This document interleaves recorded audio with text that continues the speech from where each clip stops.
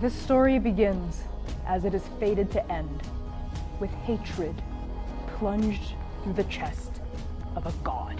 It's about me killing the god that I was made to kill. You are my downfall. I'll fix the problem. Huh? I'll make you dead. What?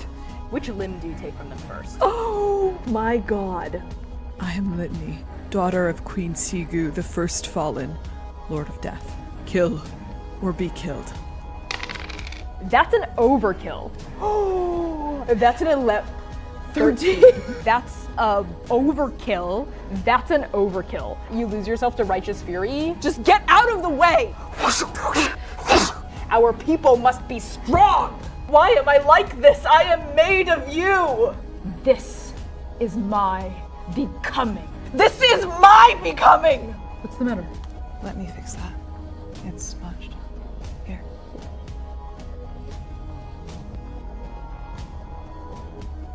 Those cracks are sealing up. They were never meant to be opened. As she strains away from vengeance and hatred and fury, and toward love.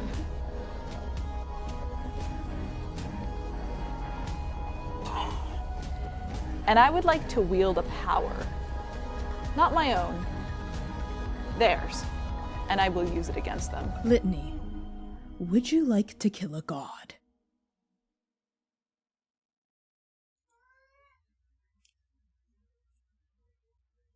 Wait, the cast sound. Hold on. Sound's not working. One second. Okay. Say something now? No! Why? Homophobia. Connie has been silenced. Yeah, just you. Sorry to say. Just me! Everyone can hear me. My voice! Yeah. Oh, there you are. Great. Oh, here I am. Okay, cool. I wasn't waiting for too long. Hello, every pony, and welcome one and all to Last Hope Week! Woo! Thank you, Last Hope Week! Thank you all so much for joining us to celebrate 5 years of Transplanar RPG with this very special mega rerun. No matter if you're tuning in for the first, the second, or the 100th time, we are Transplanar RPG, an all transgender, people of color led, dark fantasy actual play channel telling stories set in an original non-colonial anti-orientalist multiverse. This means that we stand against genocide and ethnic cleansing and support all oppressed peoples of this world struggling against injustice, imperialism, and colonization. We must use our voices to build solidarity and fight for the worlds we wish to see. So to that end, free Sudan, free DRC, free Palestine, abolish ICE, fuck cops of all kinds, and free all oppressed peoples of this world. Thank you. Thank you. And thank you for showing up to support our story. If you're watching this right now, we are here to kick off our, or rather continue our series rerun of GODKILLER Last Hope! Woo! Yay! This is with episodes 3 and 4 of the Last Hope series. But first, please allow me to reintroduce my scrumpdumptulouslicious co-host for this evening, C. Thomas. Hi everyone. I'm C. I use pronouns. You can find me making very trans, very gay art on the internet. C Plays RPG. My brain is made of sauce. I was on a different recording at 7:57 p.m. So I'm like, ah! But I'm so excited to be here for Last Hope Week, my beloved. Woo! And let me just say, if you were here last night, you know what fanfic I started writing. I have seen the draft of it. It's really good. Suisian and Tigu shippers? I don't know. It's just... I don't know. It compels me. It compels me, though. Compels me, and though. it's really sad. It's devastatingly sad what you've written. I It's like love really sad. I love sad. If you know anything about me in this channel, you sure I do, love sad. don't you? Yeah. And sad loves you. I have depression. Connie, would you like to tell about our donation? Yes. I'm glad good. Like I said, I'm in a really weird mood. Yeah. I'm like Also, really the heat trying to- wave. Yeah, the heat heat wave's wave. really been getting me. Yeah, it's been melting my brain as well. Yeah. But speaking of nothing at all, changing track entirely. Tonight, we have the absolute pleasure of raising funds for Care for Gaza, which is an on-the-ground organization in Gaza that delivers urgently necessary aid to Palestinians currently surviving a genocide. We are looking to hit potentially $500 donated this stream. Finkies crossed, because I'm trying to aim for 1K for the entire week. So if you're trying to partition out your donations, that's a good way to do it. So use !donate in the Twitch chat to help us smash that goal and help us support a cause that is very, very necessary and very, very urgent right now. If you are in the YouTube live, our donation link is currently pinned to the top of this chat. Yeah. What you said, Connie, is fantastic. Even if you can only give $1, 5, 10, 25, anything works. A little bit every day this week will go a long way. So thank you so much for even considering donating. And thank you to everyone who's here to support. If you want to make a social media post about it, that we're raising funds to get others in the chat, it's a great idea. If you can't give funds right now. Yes. However, what we're here for tonight is GODKILLER Last Hope. Did you miss it when it aired the first time around? Are you just excited to return to the viciously divine world of Yaolan? Do you miss Tiansheng and the winds of change? Sam, I'm looking at you. Sam. You're in luck, because this week we are marathoning a rerun of the entire series from start to finish. And tonight we are continuing our rewatch with episodes 3 and 4, like Connie said. Unlike previous weeks, Connie and I will not be making commentary on stream, but we will be making commentary in chat. And in fact, we have a lot to say all the time, is what I realized about us last night. So we will be giggling, hee-heeing, ha-haing, and making interesting headcanons with you all in chat. So get comfortable, grab your bingo cards, and enjoy the show.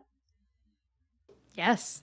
Speaking of ways to enjoy the show, some self-care tips, as coined by our incredible Sam Starr.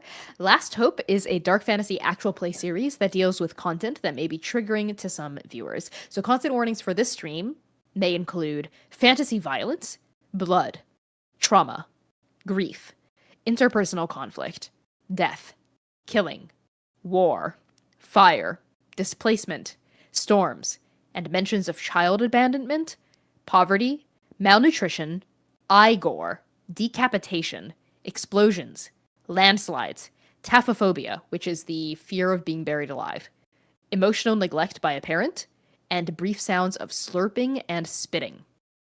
I'm going to repost this in our YouTube right now. Give me just like 1 second. So everyone, it's important for all of our viewers to know what all of these content warnings are. Yep. And it'll be on the episode itself as well. Yes. Yes, so you're going to get this twice, and you can always use !CW in the chat. All right, I think with that out of the way, I'm so excited. Oh my gosh! 3 and 4, we're getting to the midpoint already. I know. I Okay, know. maybe at the end of this, we can share some exciting news about, about some good news that we've been receiving about Last Hope, right? Oh, yes. Yeah. Yes. Very nice. Very So stick cryptic, around. too. Yes, cryptic news. Cryptic and exciting. Cryptic and exciting, yeah. Yeah, fans of Rain, you may enjoy this.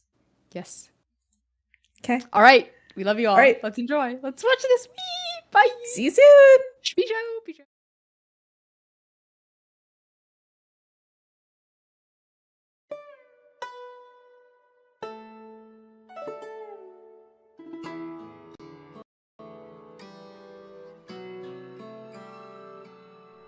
Welcome to GODKILLER Last Hope. My name is Zoe Williams, and as the dramaturg for this production, it is my pleasure to welcome you to the viciously divine world of the Cradle. Last Hope is a dark fantasy series that deals with heavy topics, and content warnings will be shared before the show begins. Last Hope is performed live and in studio by Connie Chong and C. Thomas. Previously on GODKILLER Last Hope, Litany and Tiansheng attempt to escape the underworld. After a fraught encounter with a group of demons, Litany comes face to face with their former mentor, Shuixin. The two of them battle for access of the Ascension Gate. Truths shame, and guilt are revealed at full. With their mentor's own blade, Litany slays Suetian, but they suffer a curse from the demon's dying breath. Litany ascends the mortal world of Yaolan with Tian Sheng at their side. A full recap of this and previous episodes can be found at transplainerrpg.com. And now, the game begins. Godkiller Last Hope is a dark fantasy actual play series that deals with serious and potentially triggering topics. Viewer discretion is advised. Content warnings for this episode include fantasy violence, blood, trauma, grief, interpersonal conflict, death, killing, war, storms, mentions of child abandonment, poverty, malnutrition, and brief sounds of slurping and spitting.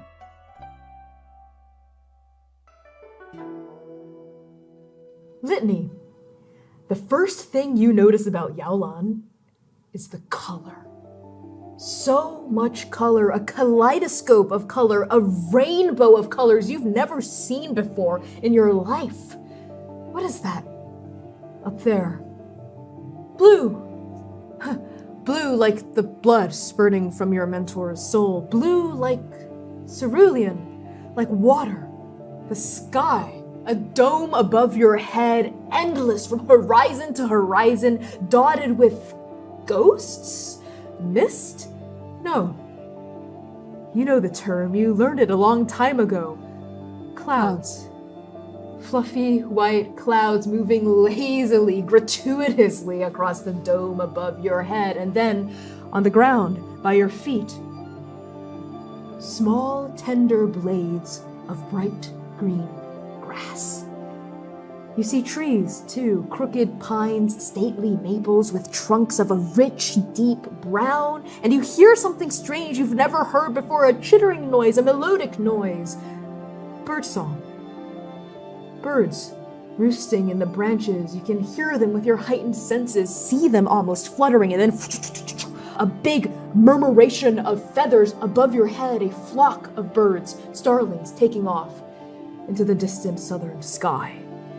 And the leaves here on these trees, they're so strange. They're not made of glass. They don't cut. They're made of something so much more fragile, so much softer, so much more tender, so much more mortal. And then you see it, the sun, a bright white orb in the sky, so dazzling and radiant it hurts your eyes to look into. It burns you, And you blink reflexively, out of instinct, not because you want to, but because you have to, and you see bright black spots in front of your gaze from where the sun has pierced your vision. And you hear a deep breath from behind you as Tiansheng takes in a lungful of that strangely sweet, floral breeze that's tickling your face, tickling behind your ear, and she says, "Oh, it is so good to be home! Ah, midsummer.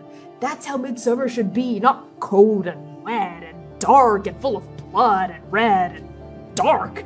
Did I mention dark? What? Have you ever been to the mortal realm?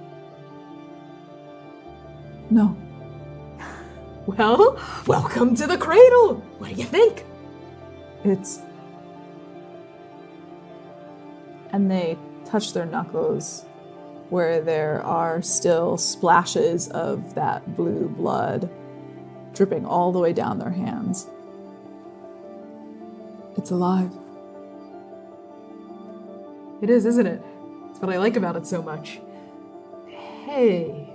And those bright black eyes travel to where you're unconsciously rubbing your blood-spattered gauntlet, travel back up to you. Do you want to talk about what happened? Because I got the sense that... No, nothing happened. We simply got through the gate, did what we needed to do for the mission. Right. For my mission. Where's the Ascension Gate? The Ascension Gate, right. Well, let's take a look here. Dang it! Okay, right, rat. Drat. What? Drat. Okay, so you see those mountains in the distance? They kind of look purple in the light. You see those striations in the rock that make them look kind of amethyst? Well, that's their namesake. That's the amethyst chain right over there, and that's where we want to go. That's where the Ascension Gate is. Yeah, definitely, totally. It's going to take so long to get there. I don't have time for this. Oh, it's not gonna take that long. 4 days, maybe. 4 days of a walk, yeah, because we don't have horses. Maybe 5 if we get caught in a summer rainstorm. You know, but they're kind of nice. Have you ever been caught in a underworld rainstorm before? It doesn't rain in the underworld. No, I thought it would rain like needles or fire, or maybe like fire needles. Oh, it does rain. Are you serious? Fire needles. Wow. Okay. Well, I'm glad I got out before that happened. But anyway, we should probably get going then, yeah? Yes. Okay. And it's now that Litany turns over their shoulder to look back where they came from, as though the gate would still be there, as though they might still be able to see back into the underworld, back into hell, back where they came from, back to their home that has never held them as a home should. And they look and see only grass, see only trees, mountains, flowers, birds, sky, and a strange longing familiarity pings against the inside of their soul that they shake off. Walking now. All right, let's set off. And Tiansheng hops up onto their feet, and you realize that you are on the top of a grassy knoll, this hill that kind of rolls down. And at the bottom, Tiansheng strays forward and says, as you can see down there, that's called a river, like an actual real river, you know, not a canal of blood and despair and misery and violence and pain, but, you know, full of water. Water? Yeah, water. You have water in the underworld, right? I don't need to drink water to survive, you know, cultivation powers and all of that. But it's nice, and it's nice to take a bath. Hey, why don't we skinny dip? We've got a lot of time. Well, 4 days. No time. We can't stop. Okay, all right. If we're not going to stop at the river, maybe we can go to that hamlet over there. You know, it's just a little bit of a detour, and they have the best No xiaolongbao. detours. Okay, no detours then. How about we can walk and talk, and I'll give you a tour of the kingdom that you're in right now. Guess which of the 5 great earthly kingdoms you've currently landed yourself into. I'll give you a hint. It's my home. You got 5 guesses. No. Nope. I don't know. Come on. Is it Tia? Do you want to guess Tia? Is it? Is it Tia? Nope, it is not. 3 more guesses. Then why did you offer that as a suggestion? Well, it's a game. Come on, you gotta give and take. Oh, you know what? I'll just do it for you. Process of elimination. You're a twin! Ding, ding, ding. Congratulations. Twin. The best kingdom out there? Well, kind of swimming upstream a little bit against our ruler, King Wu. He's kind of a... And you see her bite back something about the ruler, something about King Wu that's interesting. She seems to assess your comfort level here and says, he's a traditionalist, let's say. You know, the other kingdoms are really good at adapting to the changes. You know, ever since the shattering broke the world apart, the gods haven't been able to hear us directly. They have to hear us through tides of xiaolongbao. Are you sure we can't go? 100%? No. Okay, tides of fish from the Silver River. No. All right, tides of this flower right here. They probably wouldn't like that too much, but you never know. God's whims are constantly changing, and so we must adapt to those changes. But King Wu does not adapt. No siree, he does not adapt. That's the one thing he's real bad at. You know, we've actually been tithing to the same patron god for the past 11 years, while every other kingdom, every other ruler has varied the kinds of tithes, the kinds of gods they give to. Because change is natural. Change is what keeps us alive. Change is what keeps things interesting. Change is what I live for. That and helping people, I guess. Just helping people. Not just helping people, it's seeing the smiles on their faces as well. And that's me. And that's Swin. And you have reached the bottom of the hill at this point and are walking parallel to the river. I see. And Litany walks, carrying the knowledge of Swin somewhere deep and far behind them. Still in their mind, still alongside of them, but not in the forefront. The only thing in the forefront is a flash of Suisin's face. And then the flower again. And then beyond it, we're walking toward that, the mountains. Yes, we're walking toward the Amethyst Chain. You know, that's actually where I grew up. Yeah. I was abandoned as a baby, presumably left to die. I think. But, you know, happy ending. I was raised by a bunch of monkeys. That's a happy ending. Yeah, I mean, they were great. You know, I didn't have to wear clothes until, well, I guess I learned what shame was, you know, ran into my first human, but it wasn't so bad. You know, the first mortals I ran into actually were from this little place called Mudan Village. It's gone now. But you know, we've been rebuilding. I was their protector for a really long time. I still am, I suppose. But I've always felt more comfortable in the wild than around people. You know, monkeys, they just get me. You know what I mean? Do you have an animal that just gets you? Litany has never chosen a favorite animal, a favorite color, a favorite food, a favorite pastime. Those frivolous activities are not something that they've ever had access to, even. Their favorite thing to do is kill. Their favorite thing to do is kill gods. Their favorite thing to say is, yes, mother, I will. But thinking about it, the question presents itself, and the walking won't go by any faster if they're silent. So the answer just comes out of them. Almost cracked open by that stain of blue on their knuckles that they're still absently rubbing against. The Daosho. Daosho. I've heard of those before. Man-faced tigers, yeah? Fearsome beasts, they eat the flesh of mortals to survive. That's your favorite animal? Yes. You know what? Respect. They're pretty cool.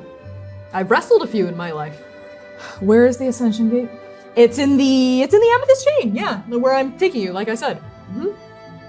And there's something a little different in her demeanor when she says, yeah, it's in the Amethyst Chain. Would you like to feel someone or something out? I certainly would, Connie. Okay, so when you try to feel out a person, place, or thing, say what you want clarity about and answer one of the following two questions. The GM will give you the clarity you seek as I answer the other. So the two questions you can choose from are, what feels welcoming on the surface, and what feels dark or unnerving when I peer deeper?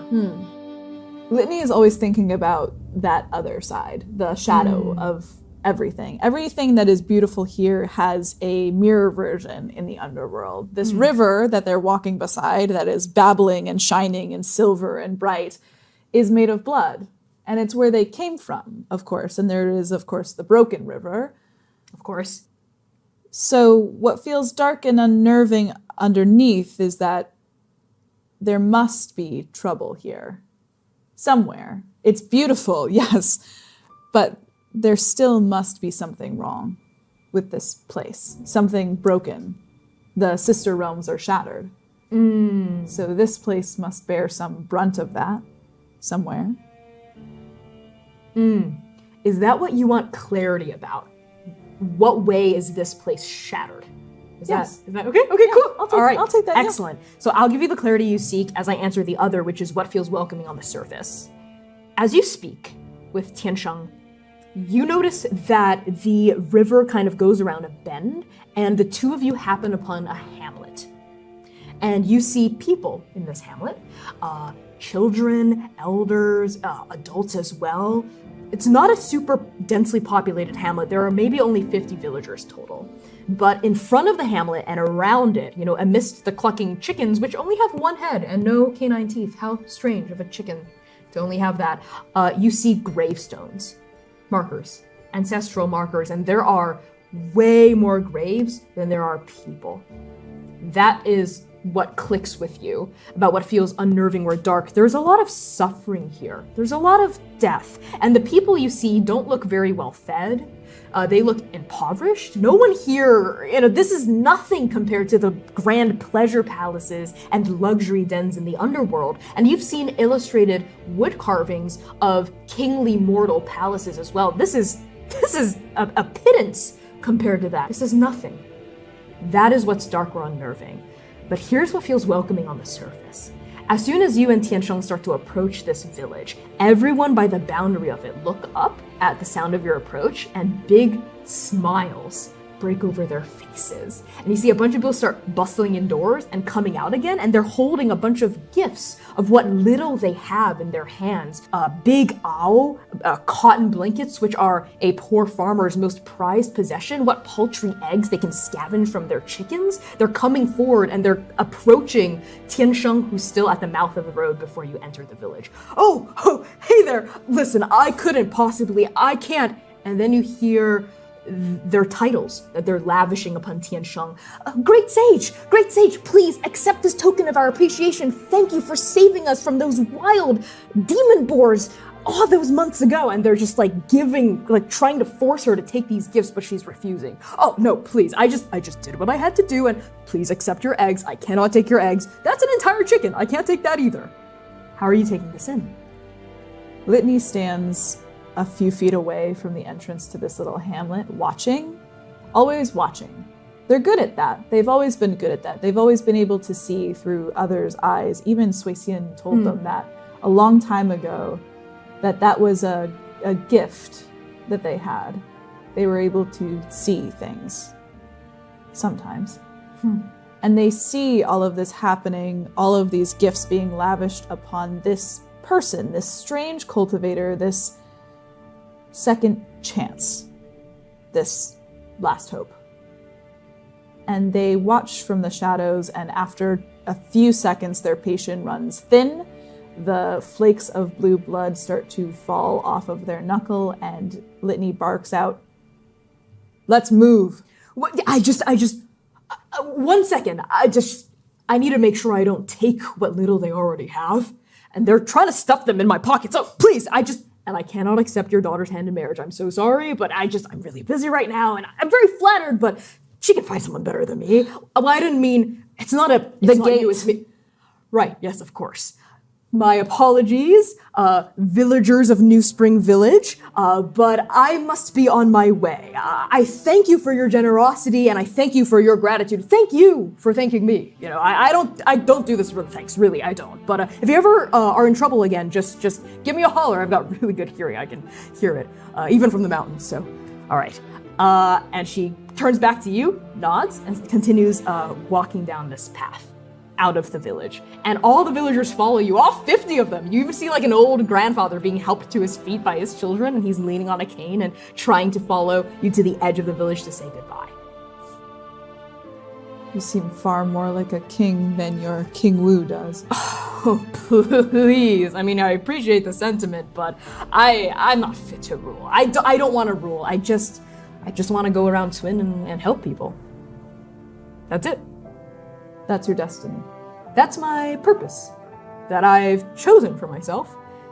I've got feelings about fate. Fate is what abandoned me as a baby, in the mountain. But those monkeys chose to take me in, and I chose to stay with them, and I chose to help the people of Mudan Village and help the people here. Why?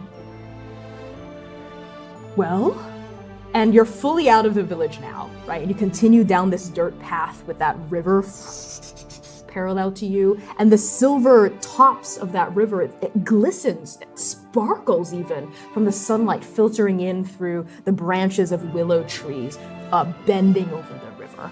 And you see a little boat with a fisherman on it who pauses with this long stick in the canal and waves a hand at Tiansheng, who waves back as she talks. Yeah. That's a good question. I used to think I just wanted to help people because it made me feel good. Got to pat myself on the old back there a little bit, but I don't know, I guess it's just my calling. So, that's my purpose. What's your purpose? My purpose.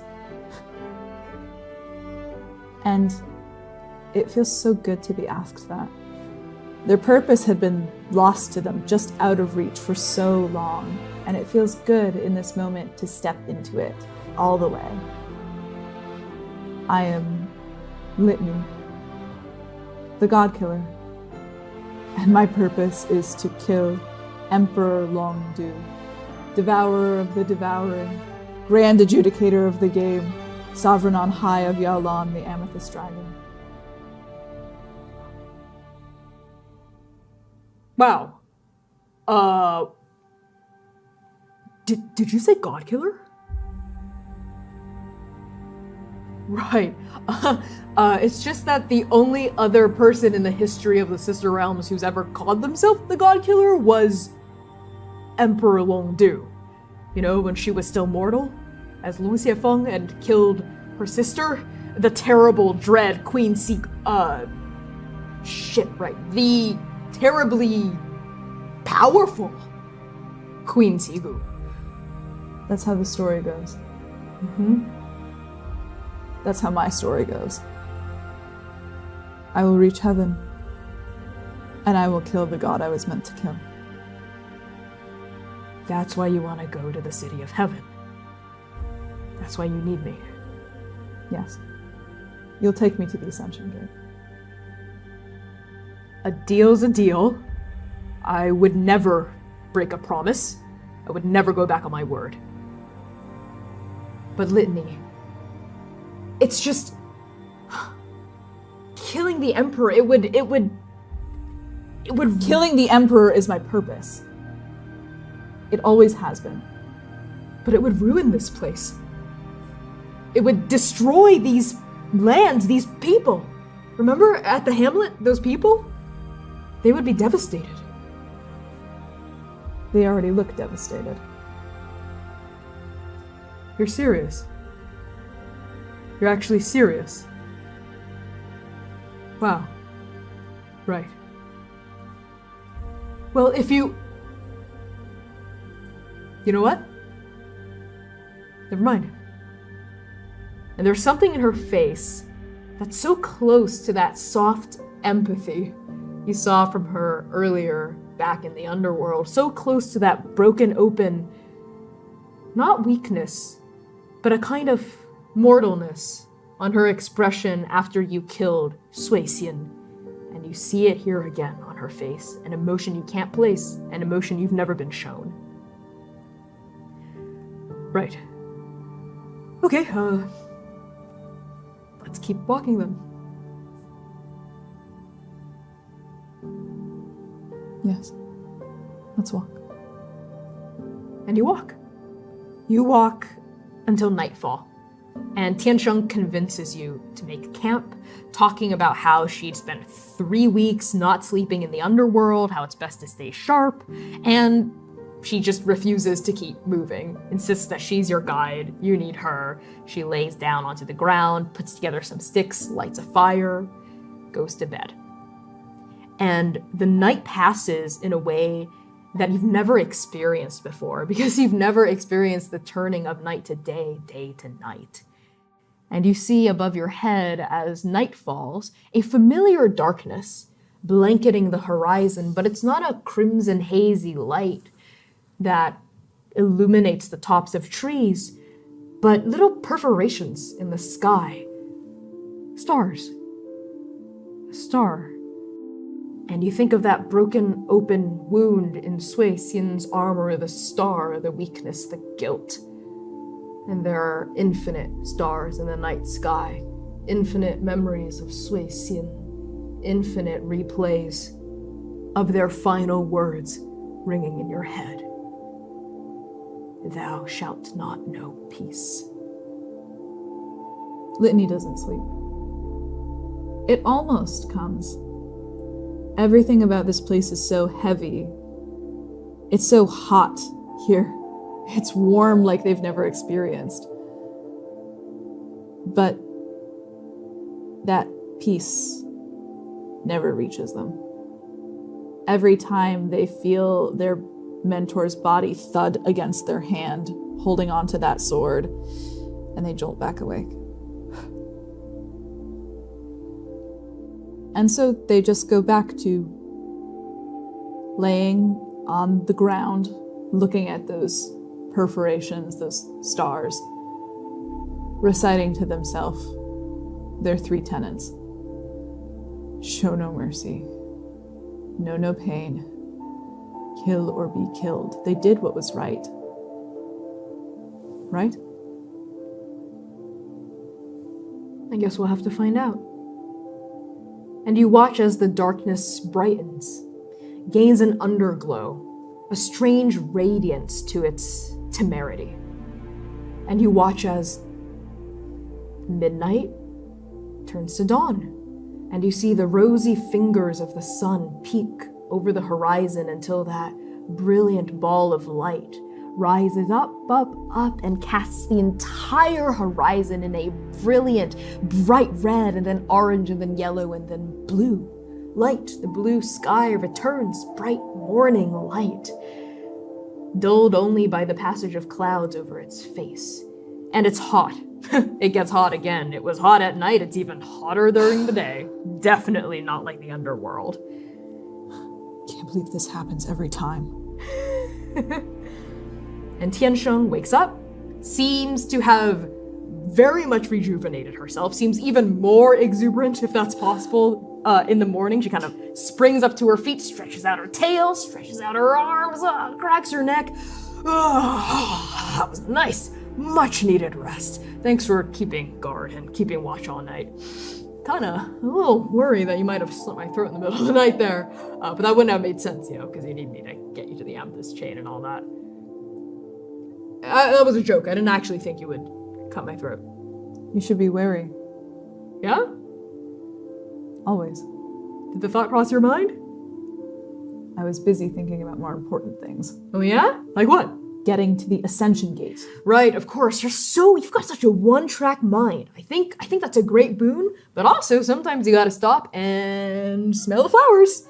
And she plucks out that flower that she'd given you the previous day. What had you done with it? I put it on the ground. I put it on the ground and kept walking? Yeah, but now she does a kind of magician's trick and shows the flower again. What color are the petals? Red.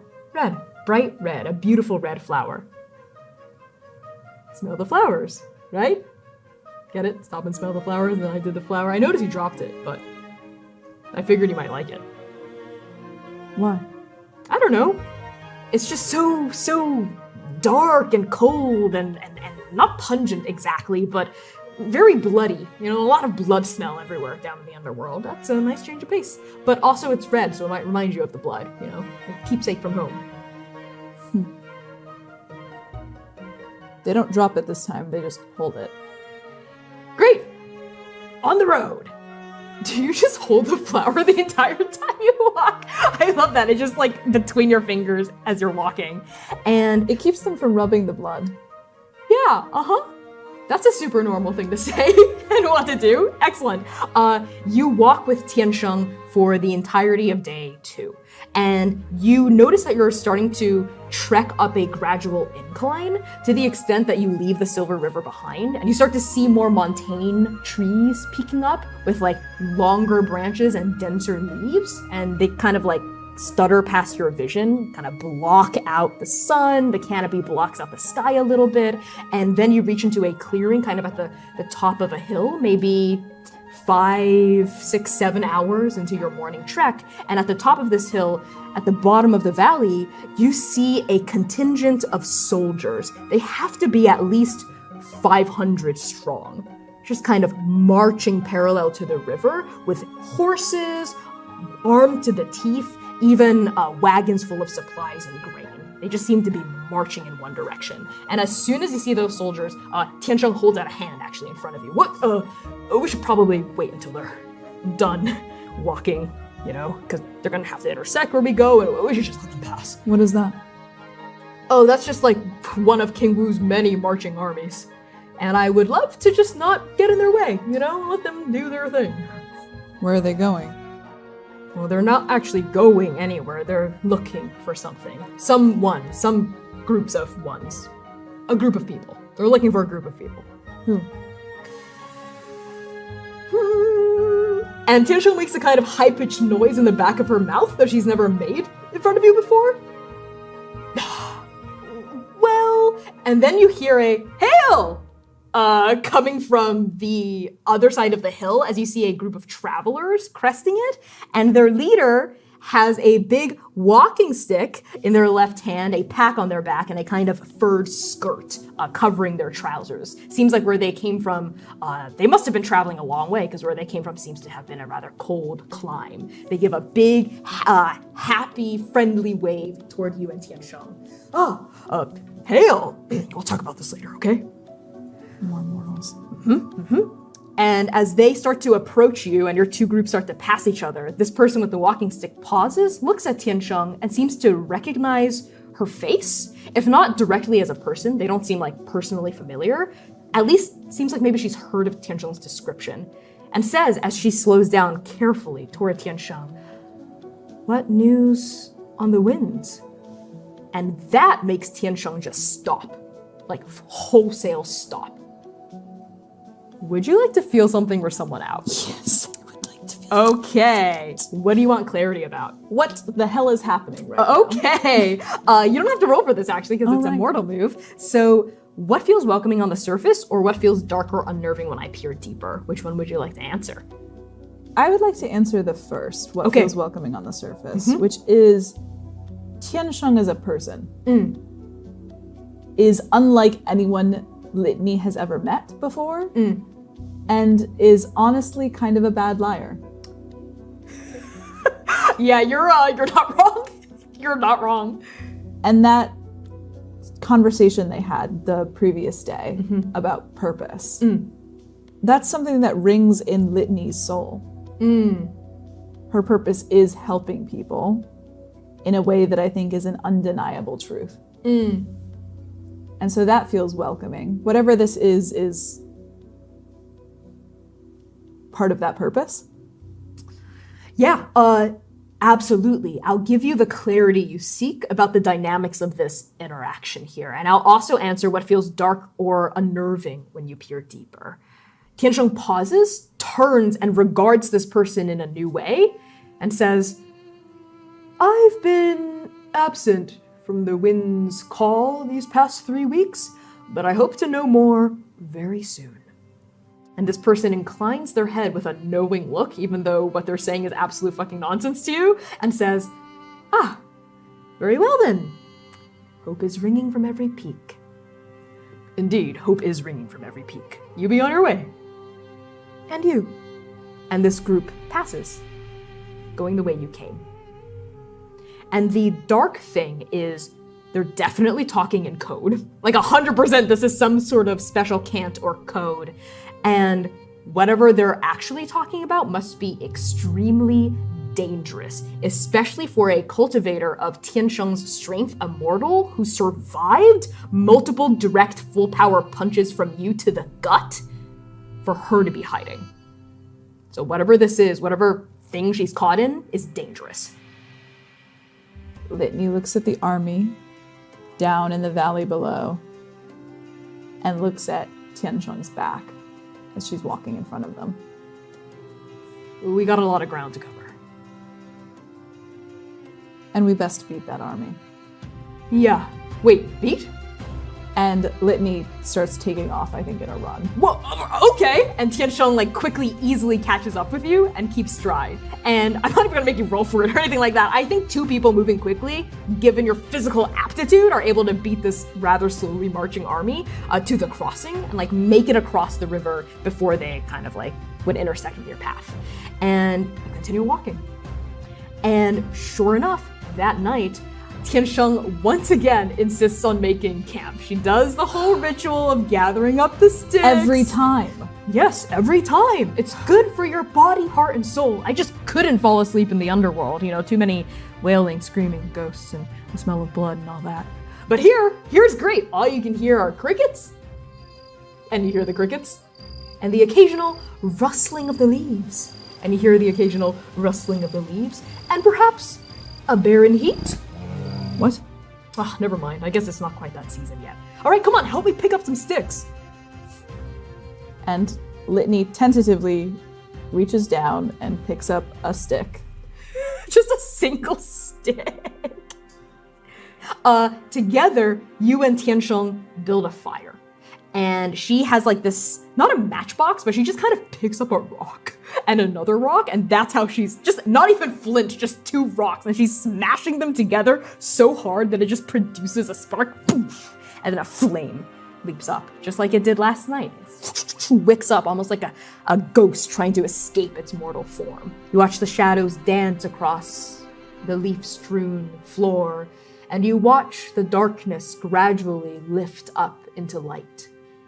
And now we enter the 4th day. And unfortunately, on the 4th day, that is when you and Tiansheng find yourselves caught in the midst of a summer downpour. You are like less than a day away from the Amethyst Chain. The mountains are huge on the horizon in front of you, and the rain is even bigger. You can't see more than 5 bu in front of you from just how sudden this torrent is.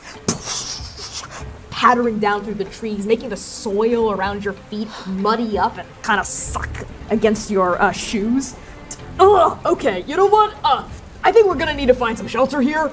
This is just a lot, and boom! A huge peal of thunder and a crack of lightning very close to where you are. Have you ever experienced that before? Loud noises? Yes. Thunder and rain? No. Yes, so the rain was even one thing. It's suddenly very wet, and the thunder sounded like a war drum or the growling of a monster, and then a flash of bright, brilliant, divine-seeming light. And upon seeing your shock, she explains very quickly, "Oh, that's just some thunder and lightning. It can't hurt us unless it's very close." And then another peal of thunder, another flash of lightning, and you hear somewhere very close to you a tree fall. Close. Okay, you know what? Let's try to, rush, and we're gonna have to take a break, I think. Yes, okay. There, I think I see an old temple. Come on, follow me. And she leads you through the muddy mountain forest to, sure enough, an old temple built on a slope. The slope is so intense that the temple itself is on stilts, made of wood.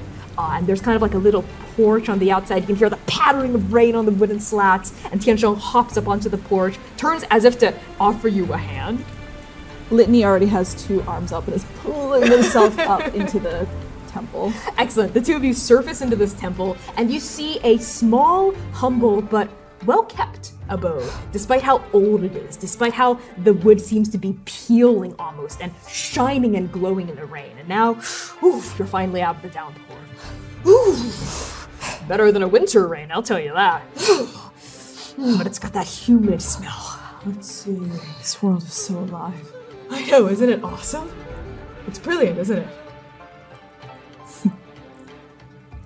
Alright, let's see what this is a temple to. She kind of squints through her rain-bleary eyes, and you make out wooden ribs holding up a steepled roof and wooden pillars. Compared to the Hall of Stolen Chants, this is nothing. This is a tiny little shrine, barely large enough to hold the 2 of you. And at the back of it, there's an altar and a statue upon that altar of the god that this temple is dedicated to.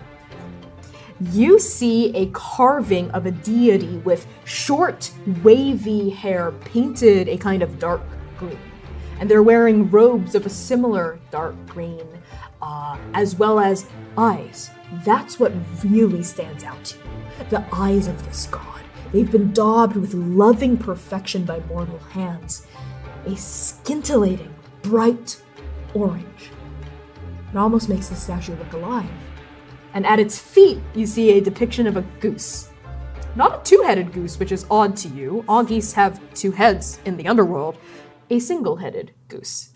And there are some small offerings left on this shrine, mostly clementines and oranges. Can I recognize a god?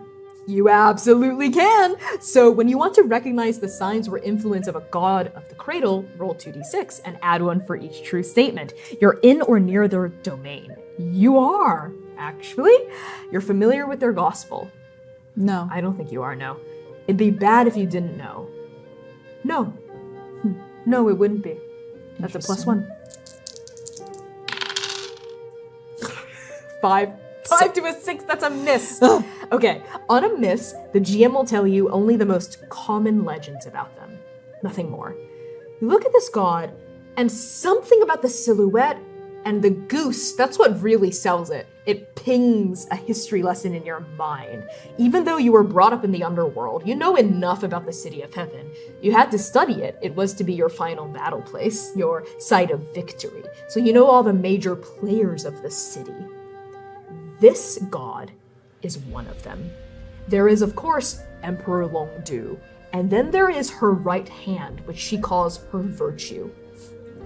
Guin Xiaocheng, the courtier of 4 symbols. This is Xiaocheng. The most common legends about Xiaocheng? They are a judicious, congenial, friendly god.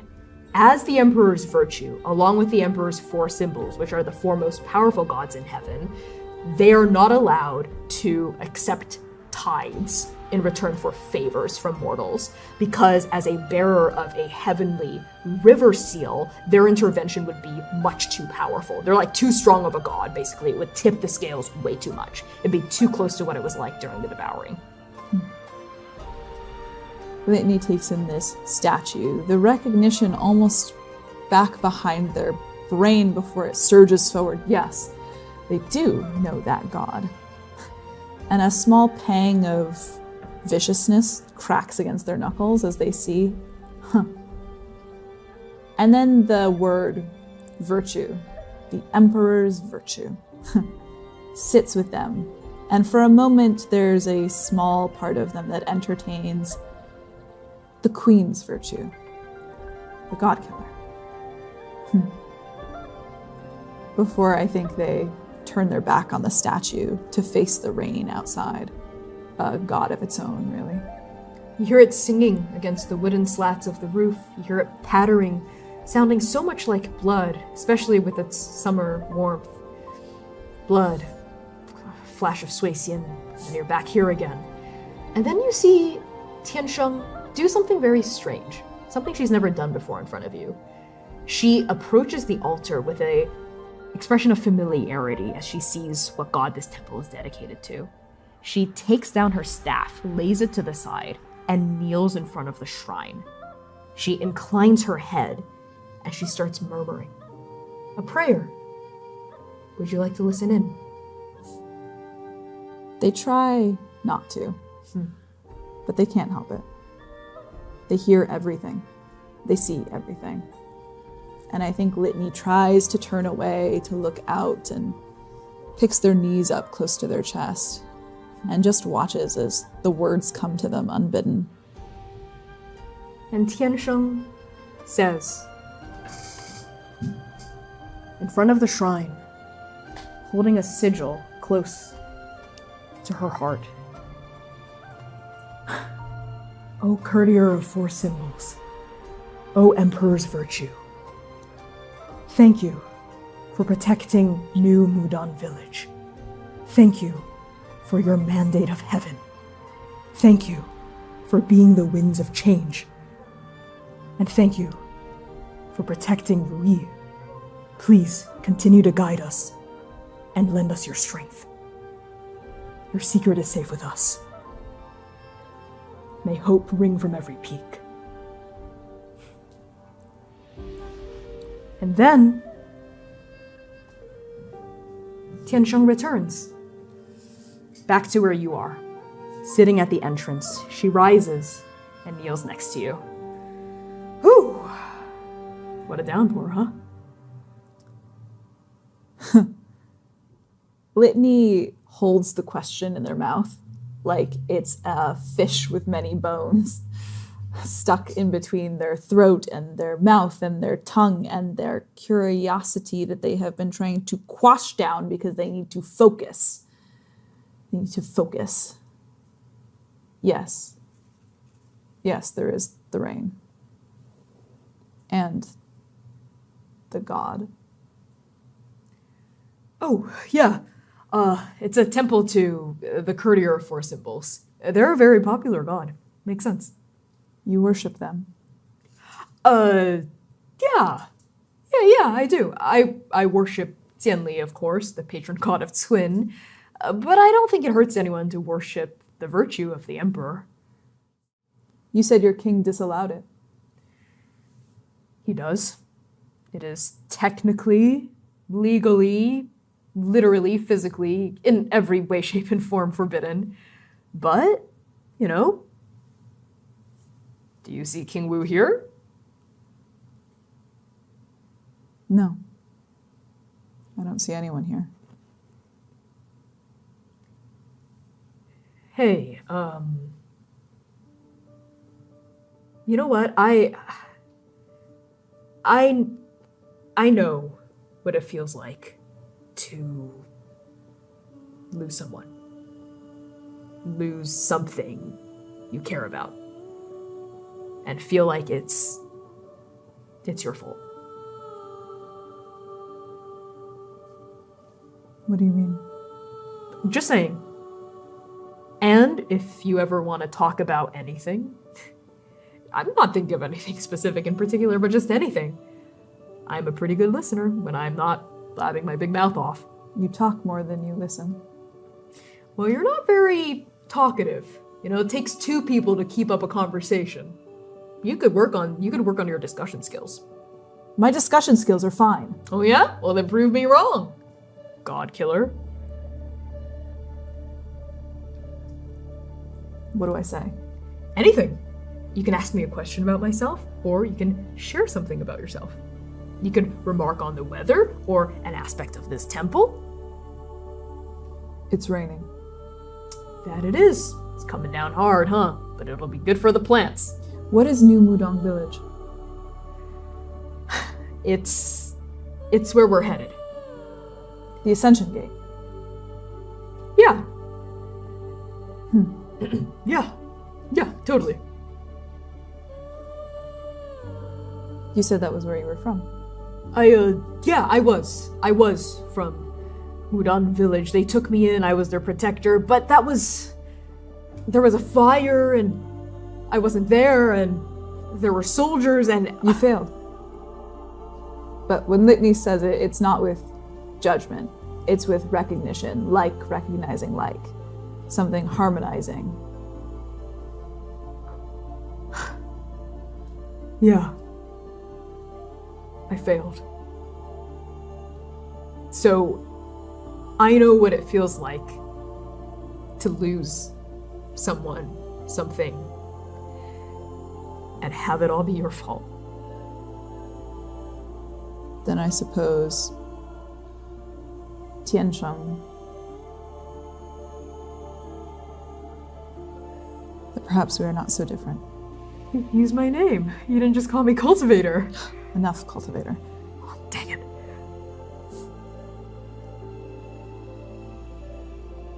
I'm sorry you lost your purpose.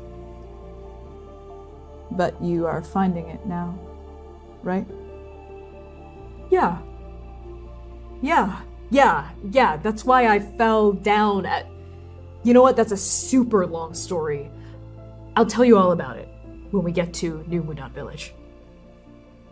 And the Ascension Gate.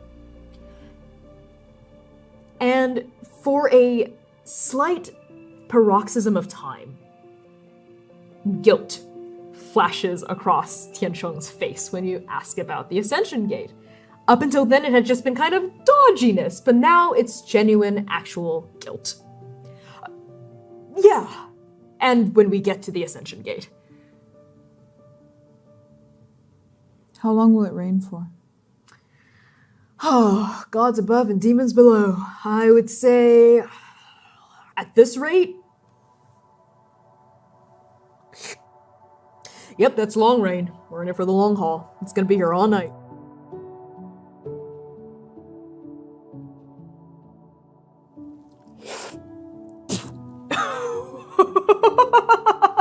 I can't believe you copied me. I didn't copy you. No, you did. Well, not copy, like you're a copycat, but I liked it. Why are you... Yeah, you want to cup your hand a little, let it flow. Yeah, and see, you want to go a little bit further out, because if you just do right outside it, you get the rain from the gutters, and that usually tastes pretty bad, but you want the fresh rain. Yeah, like that, that's right. And then pull it back in. Now give it a sip. Kind of warm, right? Everything here is warm. Yeah, I mean, it's summer. You should see this place when it's autumn. Everything just lights up orange, and when it's winter, oh, just a blanket of snow. It's the craziest, most amazing thing. These mountains are even more beautiful when it's the 10th month, the 11th, the 12th. You love this place. Of course I do. It's my home. You love your home too, right? Of course. And the lie chokes them.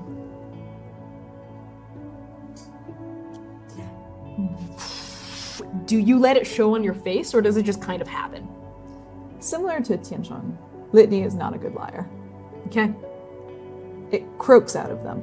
Of course it does. The same way they said it doesn't matter about their mentor. The same way that they said move.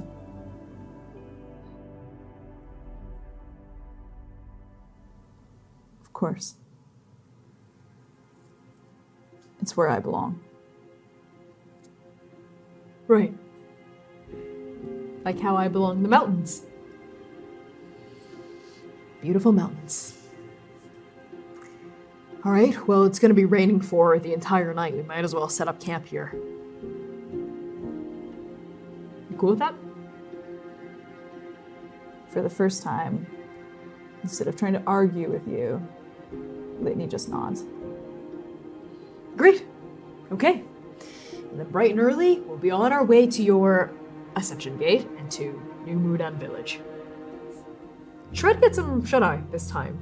I know you've been keeping watch and staying up, and you think that stopping and making camp is frivolous and useless and unnecessary, but give it a shot. You might be surprised by how much more energy you have the next morning. You talk a lot.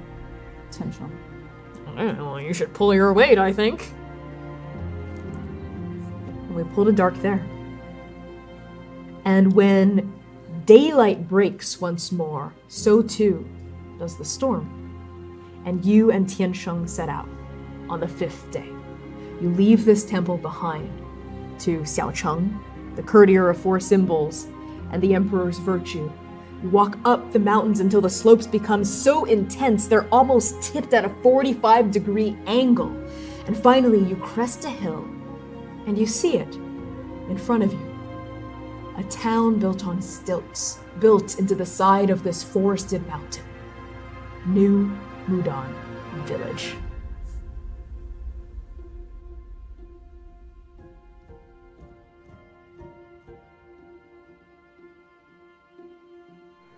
Thank you.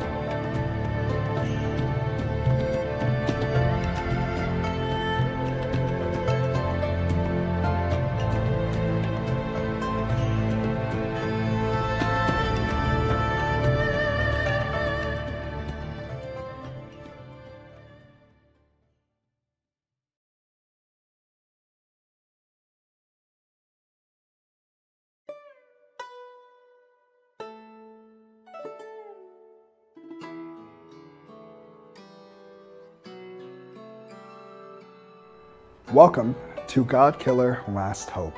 My name is Zoe Williams, and as the dramaturg for this production, it is my pleasure to welcome you to the viciously divine world of the Cradle. Last Hope is a dark fantasy series that deals with heavy topics, and content warnings will be shared before the show begins. Last Hope is performed live and in studio by Connie Chong and C. Thomas. Previously on GODKILLER Last Hope, Litany and Tian Sheng arrive in the mortal realm of Yaolan.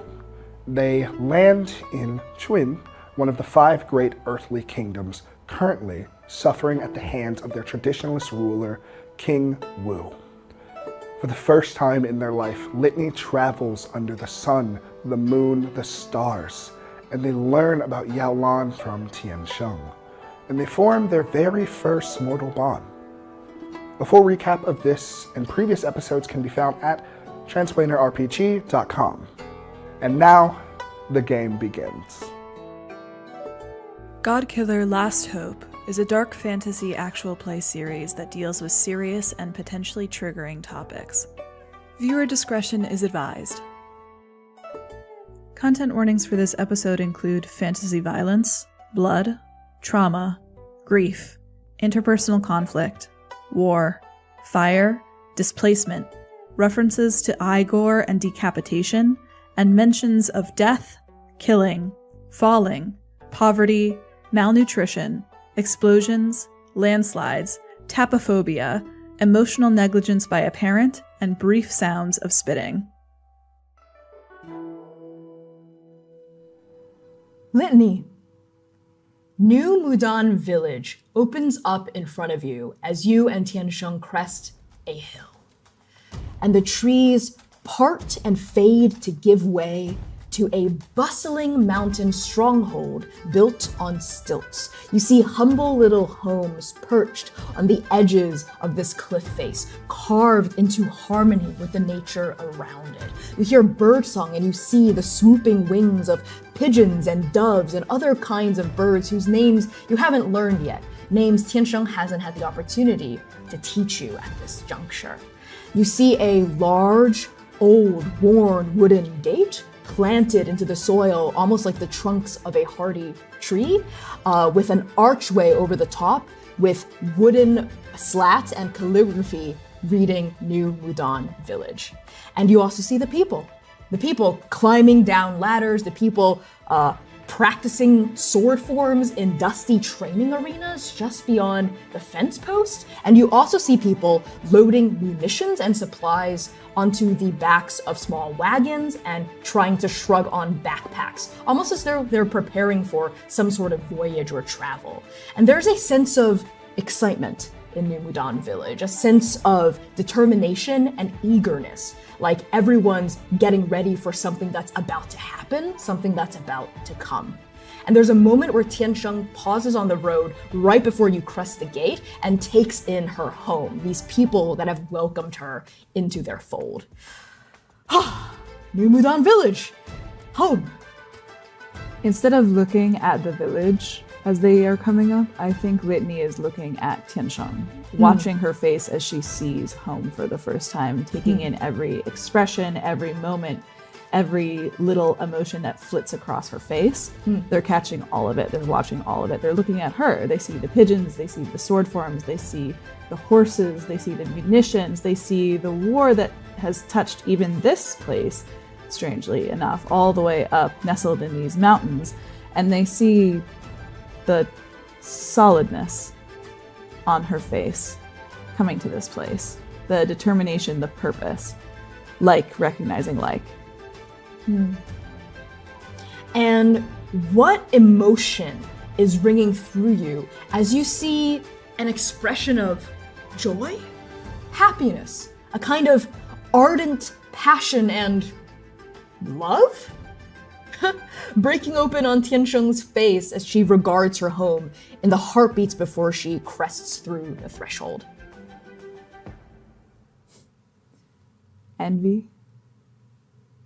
There's a small beat of it, an emotion that I don't think Litany can actually recognize, but when it flares inside of them, it rings solid and true. Envy. They want their face to make that expression. They want to look at the underworld gate.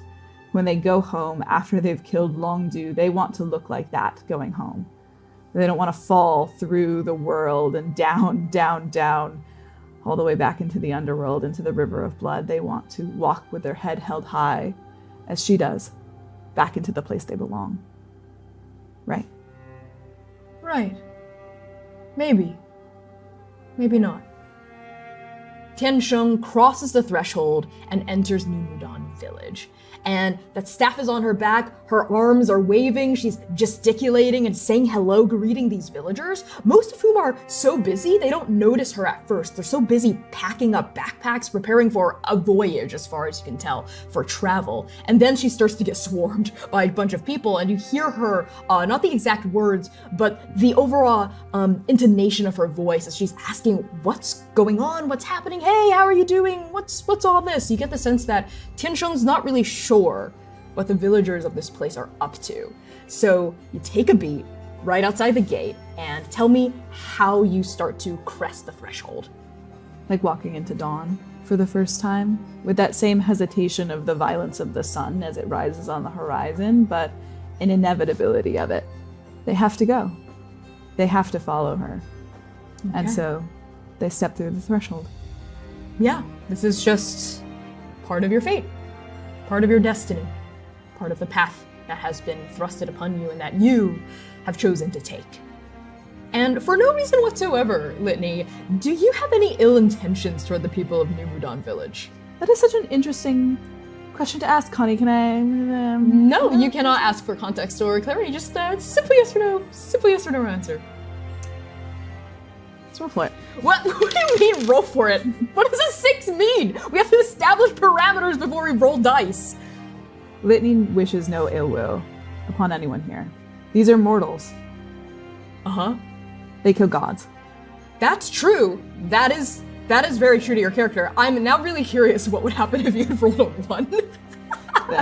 then the ill will would have bled from them. Then we roll initiative. There's no initiative in this game. Okay. As you cross the threshold, you feel something waver not against your skin, not against your blood, your nervous system, your bones, but against your very soul itself.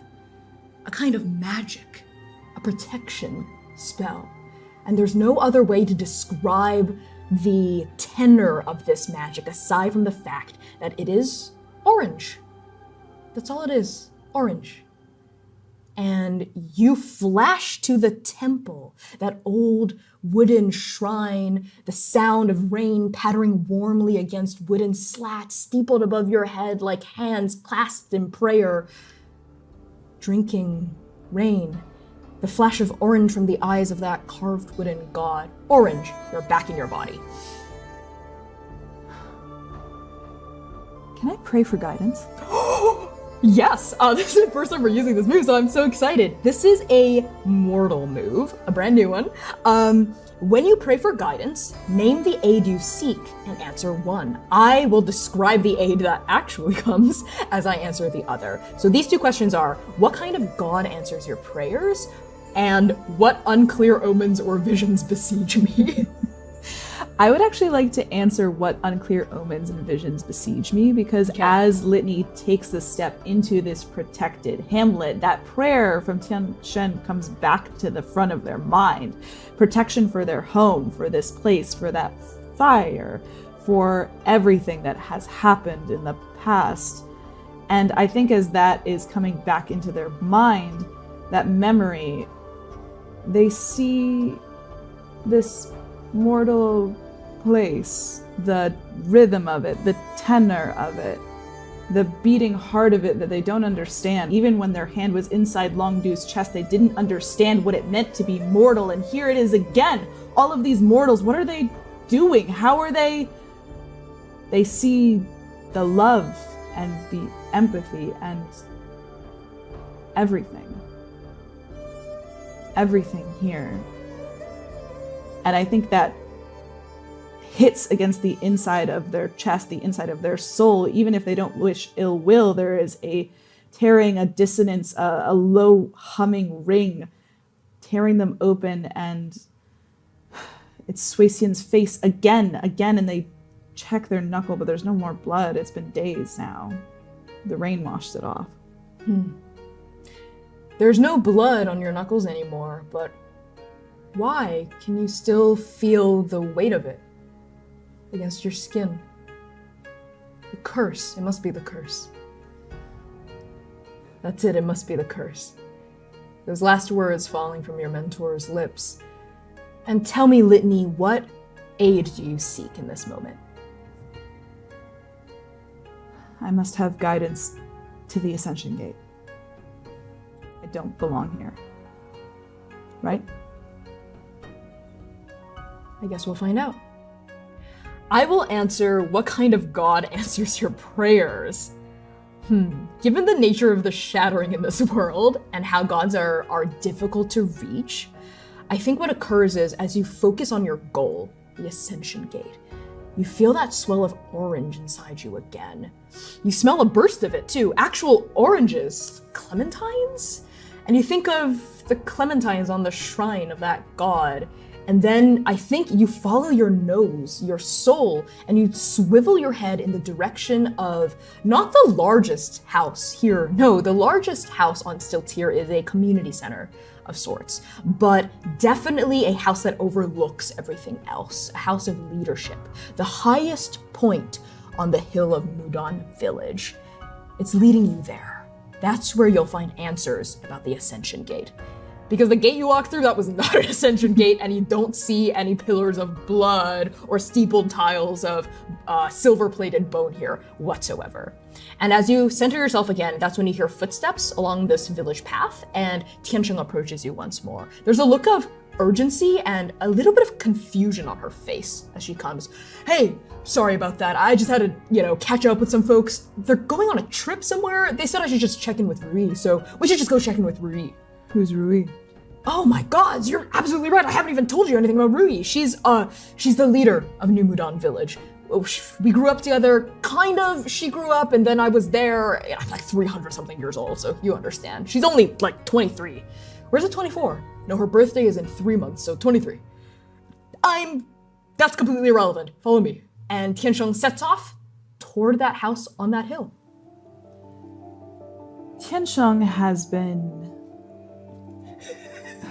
Tiansheng has been Litany's mortal guide through Yaolan for 5 days now. Yes. And there are these momentary hiccups between them, these gulfs that seem to grow and then expand and contract, like wind, like breeze, like weather they've never experienced, the weather of her. I would like to use my vagabond move, Connie, because I have killed more than one god in this campaign. Okay, that's a renown move, which is basically your reputation as a god killer, special things you can access because of that. Okay. Litany is staring into the back of Tiansheng's head. As they're walking up this hill, I imagine that she's hurrying along faster than we've hurried. A little. Yeah, no, she was kind of like taking her sweet time to get here. Not like, because she is urgent to return, but kind of letting you smell the flowers and whatnot. Yeah, and as that begins to shift and change, I would like to know, what aren't they telling me? Oh, you're just gonna straight up ask me that? I'm gonna straight up ask you that. Okay. And Litany is casting their gaze around to the rest of this village, this place. This is they don't know much about the mortal realm, but this is an odd place for an ascension gate. Yeah. This is an odd place for all of these mortals to be gathering with weapons and horses and training, and there's no army here. No one's dressed in army fatigues. What the hell is going on? Okay, Connie? okay, yeah, all right. I'd like to know. So yeah, okay. Give me the lore. What aren't they telling you? A lot.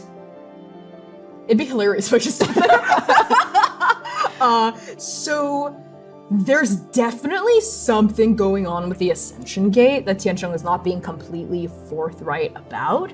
But based on your prayer earlier, you get the sense that you will find the clarity you seek in that house. Maybe from this Rui person even, because Tiansheng is so reticent. Maybe Rui will tell you something.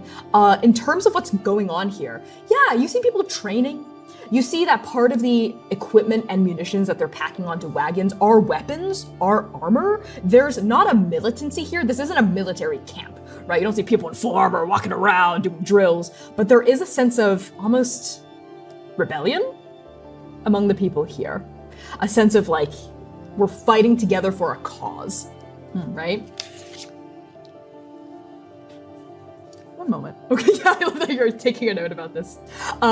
Lovely. So you follow Tiansheng up this winding path, this series of switchbacks, eking their way up this rather steep, terraced mountain hill. And as you do, you pass little gardens on these terraces, rice paddies, tea bushes, courtyards. This place feels very much like a home, though it doesn't feel like an ancient village. The gate, the wood of the gate looks old, but then you remember, you think of when you crossed the threshold, the dirt around it didn't look new, but it didn't look like it's been buried there forever. And you notice that a lot of the wood here, there's still like fresh shavings on the edges of some of them, right? And you see the people here, a lot of the plants that they're tending to look like they've only maybe gone through a couple of, what's the word? Seasons. And then you surface the final switchback and you find yourself at the entrance to this small, humble little courtyard that's not more grand or lavish than any other courtyard here. And you step into the abode of this presumably Rui person following Tiansheng. She slides the door open and there you see her, Rui. Rui is a young mortal woman, 23 years of age, at most. She is draped in these white robes with green embroidery, and you see a set of fans tucked into the sash that cinches the bottom part of her robes, the skirt. She has dark skin, very dark, and black, thick locks in a low ponytail, and these intense dark brown eyes as she's currently poring over, as far as you can tell, a map of the kingdom that you're in. A map of Twin. In fact, you see an illustrated depiction of the amethyst chain along the southwestern band of this map. And Rui is not alone. There is a man, a young man, maybe only a few years older than her, 24, 25 at most, standing across the table from her. And he does not look like any other person in this village. You can tell immediately because he's dressed in full military scale armor.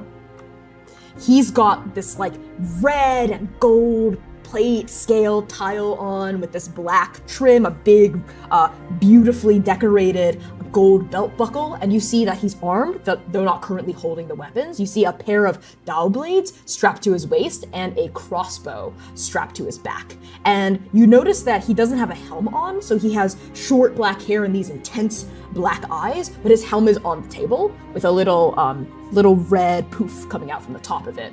Like a military commander might have, because some of the demon commanders of your queen's army wear similar armor, a reminder of the time when they were still mortals, when they were still alive. And you also notice, because you've seen armies marching in the distance up until this point. It's the same armor. Exact same armor. As soon as Tiansheng sees Rui, a big look of joy, relief, a little bit of guilt creeps in, but mostly joy. She starts to step inside and give a big welcoming kind of body language and gesture toward Rui, and then her eyes slide to the side and rest on this guy, and it's like the difference between night and day, between winter and summer. Everything about that joy, everything about that excitement just hardens into a look that you know very well. You know this look very well. You've worn it a lot. Intense, immense dislike. You don't know if Tiansheng is physically capable of hating anything or anyone, but this is the closest thing to it. She stops, freezes in her tracks, looks at this guy. Prince, you! And she reaches for her staff. Immediately, without hesitation, I cannot tell you how fast Litany makes this decision. As soon as she reaches for the staff, Litany also squares their shoulders and brings their hands up above their face, prepared to punch this guy out. Because if Tiansheng, of all people, dislikes this guy, it's immediately on sight for Litany. There is no hope for him. Yeah, you square your fists, you look at this guy, you're ready to fight him, to kill him if necessary. Tiansheng reaches for that staff strapped to her back, which you by this point have learned its name is Volition. Reaches for Volition, starts to draw it. The guy turns, looks surprised, shocked, and then you see shame wash over his face, guilt. He doesn't resist. He doesn't reach for the knife strapped to his waist. He doesn't reach for the crossbow, doesn't do anything to defend himself. There's a moment where you think he's just gonna let Tiansheng cut him down. And then Rui raises a hand, very calmly, turns those warm brown eyes on the two of you, takes you in, but addresses Tiansheng. Tiansheng, it's okay. We can trust him. And Tiansheng freezes and says, "What is that scum fucking bastard doing in our camp, Rui?" "He's helping us." "Helping us? Helping us? Have you gone? What are you? He burned Mudan village. He. And she starts to draw the staff like it's coming out. And then Rui does something that you've not seen any mortal do, or any god even do up until this point. Her eyes begin to glow. The brown vaporizes into a bright, scintillating orange, like daybreak, like the rosy fingers of dawn peeking over the horizon. They flash this bright orange, the same timbre as the orange of that protection spell, as the orange of that god in that shrine, Xiaocheng.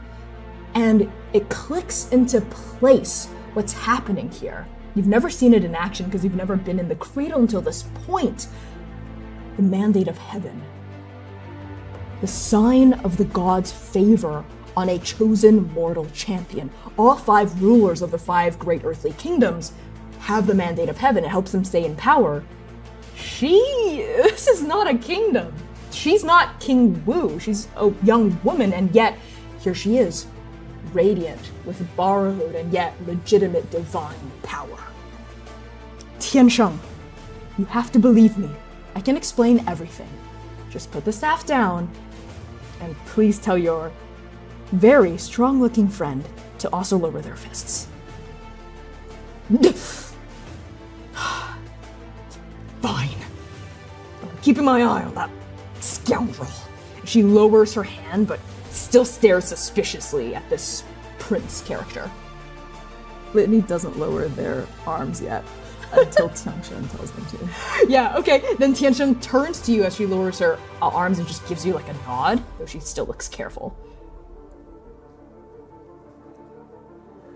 All right. Rui, what's going on? Thank you. Well, I suppose before I just fill you in on everything, Tiansheng, why don't you introduce our guest? I don't want anyone to feel unwelcome here or left out. I would like to feel something or someone out.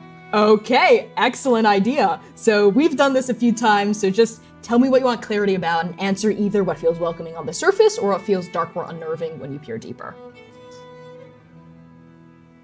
I'm gonna need an explanation for the dynamic that's playing out. Okay, in for like this what the tent hell right is now. happening here? Yeah. Okay, cool.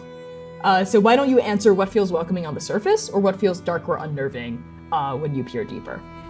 What feels dark or unnerving when Litany peers deeper is the fact that there is very clearly conflict, and Tiangshen just said you burned down Mudon Village to the ground. We're in New Mudon Village, but this seems to be everything that has led up to this moment. There is some dark heart of this, and it's starting to unfold and unravel. There's clearly tension between these three people, and Litany has kind of been thrust into the middle of it.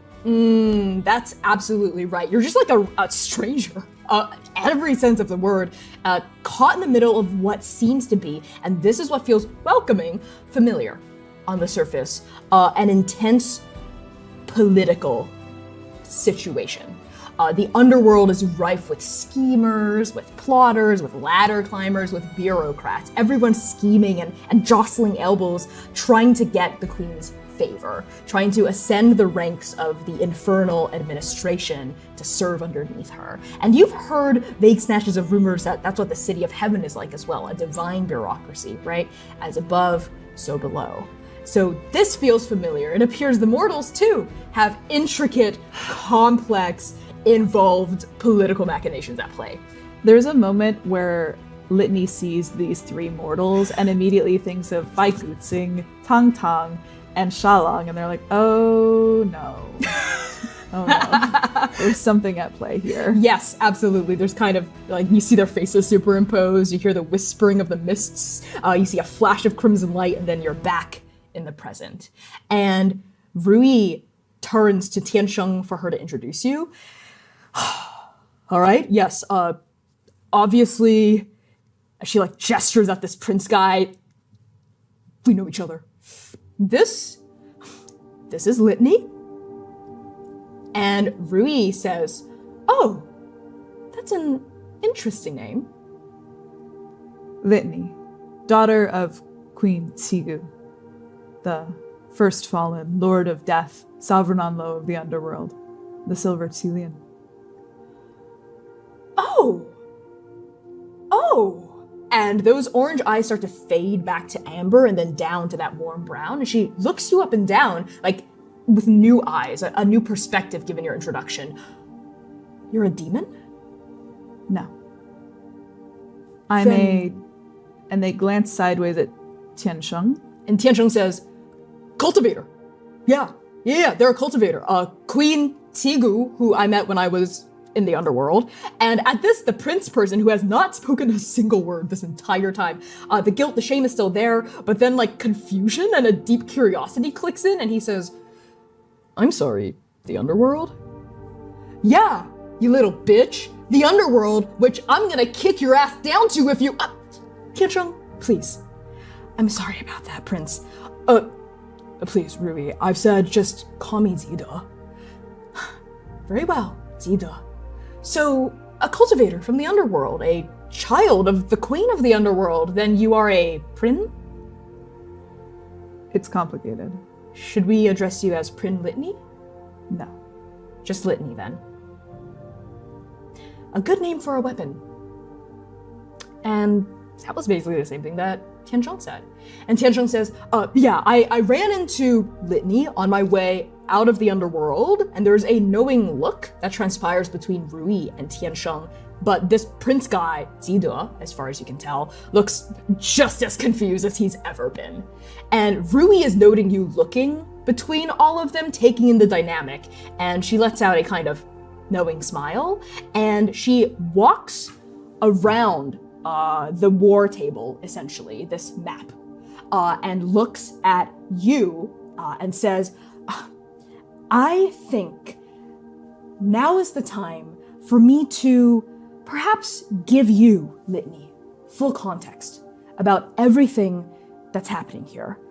Because there's nothing I believe in more than the ability for mortals to make informed decisions. I know you are just a wayfarer, a wanderer, a companion of Tiansheng's over here, but if you so choose, I'd like to give you the opportunity to make a decision about how you'd like to interact with me, with the prince, Zide, with Tiansheng, and with the villagers of New Mudan village, and our mission at hand. Your mission. Yes, our mission. I thought we were just here for the Ascension Gate. And Litany looks sideways at Tiansheng. The Ascension Gate. And Tiansheng, who has still been standing at the threshold this entire time, starts sweating. You can hear the sweat start to like eke out of her pores and drip down the side of her neck. Yeah, you know, Rui, the Ascension Gate that's just, you know, really close to where we are. And Rui gives Tiansheng a smoldering look, turns back to you, and with a genuinely kind and a little bit of a smile that seems apologetic, she says, the Ascension Gate is not here. It's in Chuancheng, the capital of Twin. That's actually where we're headed. And that seems to be news for Tiansheng. She snaps out of that like kind of hit dog look and straightens. Chuancheng? That's where all the villages are headed. That's why we're... But why? Rui, what's been going on? And Rui starts walking around the war table. She makes her way all the way to the threshold and stands next to you.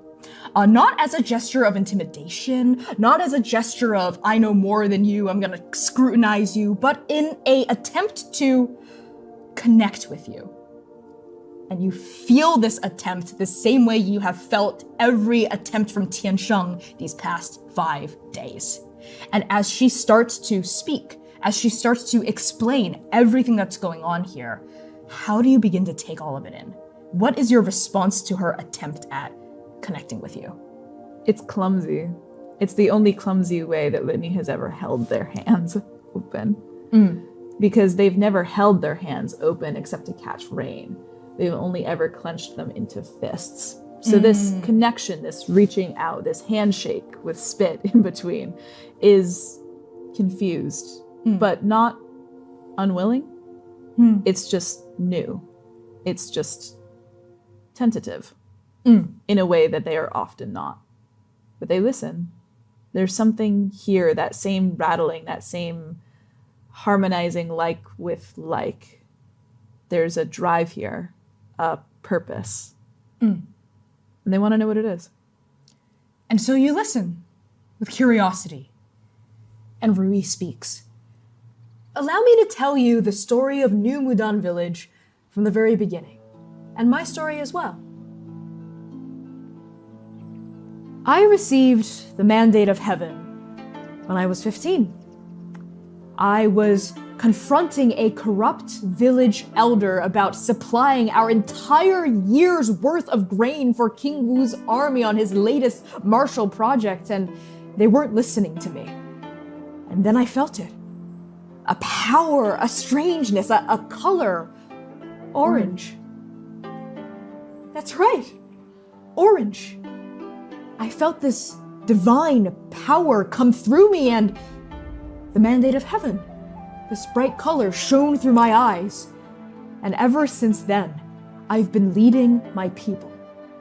I led my people for 6 years, 6 proud years. I took us away from the stolid traditions that King Wu insisted upon, only tithes of gems, only gifts of blessings for armors and weapons and magical implements for killing and death and struggle.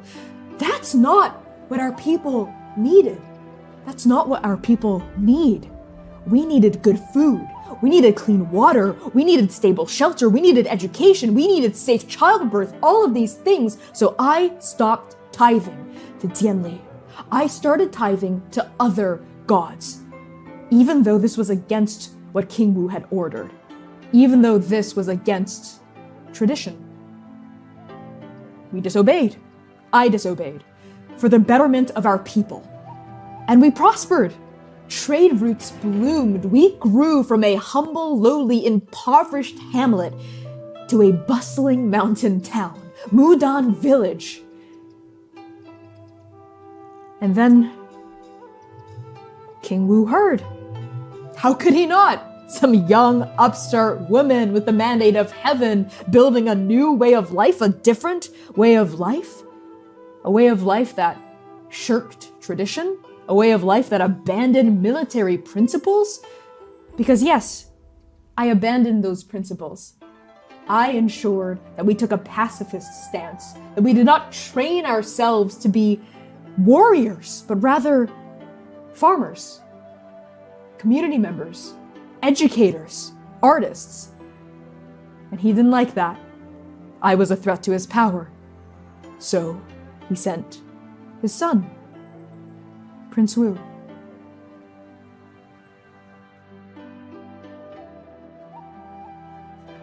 And the prince closes his eyes, and his hand rests over the top of that helm and starts in a anxious habit, stroking the red fur that comes from the top of it. He clenches a fistful of it, and then when he opens his eyes, though his fingers are shaking along the fur, his voice is steady. My father heard. He heard of the woman with the mandate, the threat to his power. He sent me and 500 men to Mudan Village to burn it to the ground.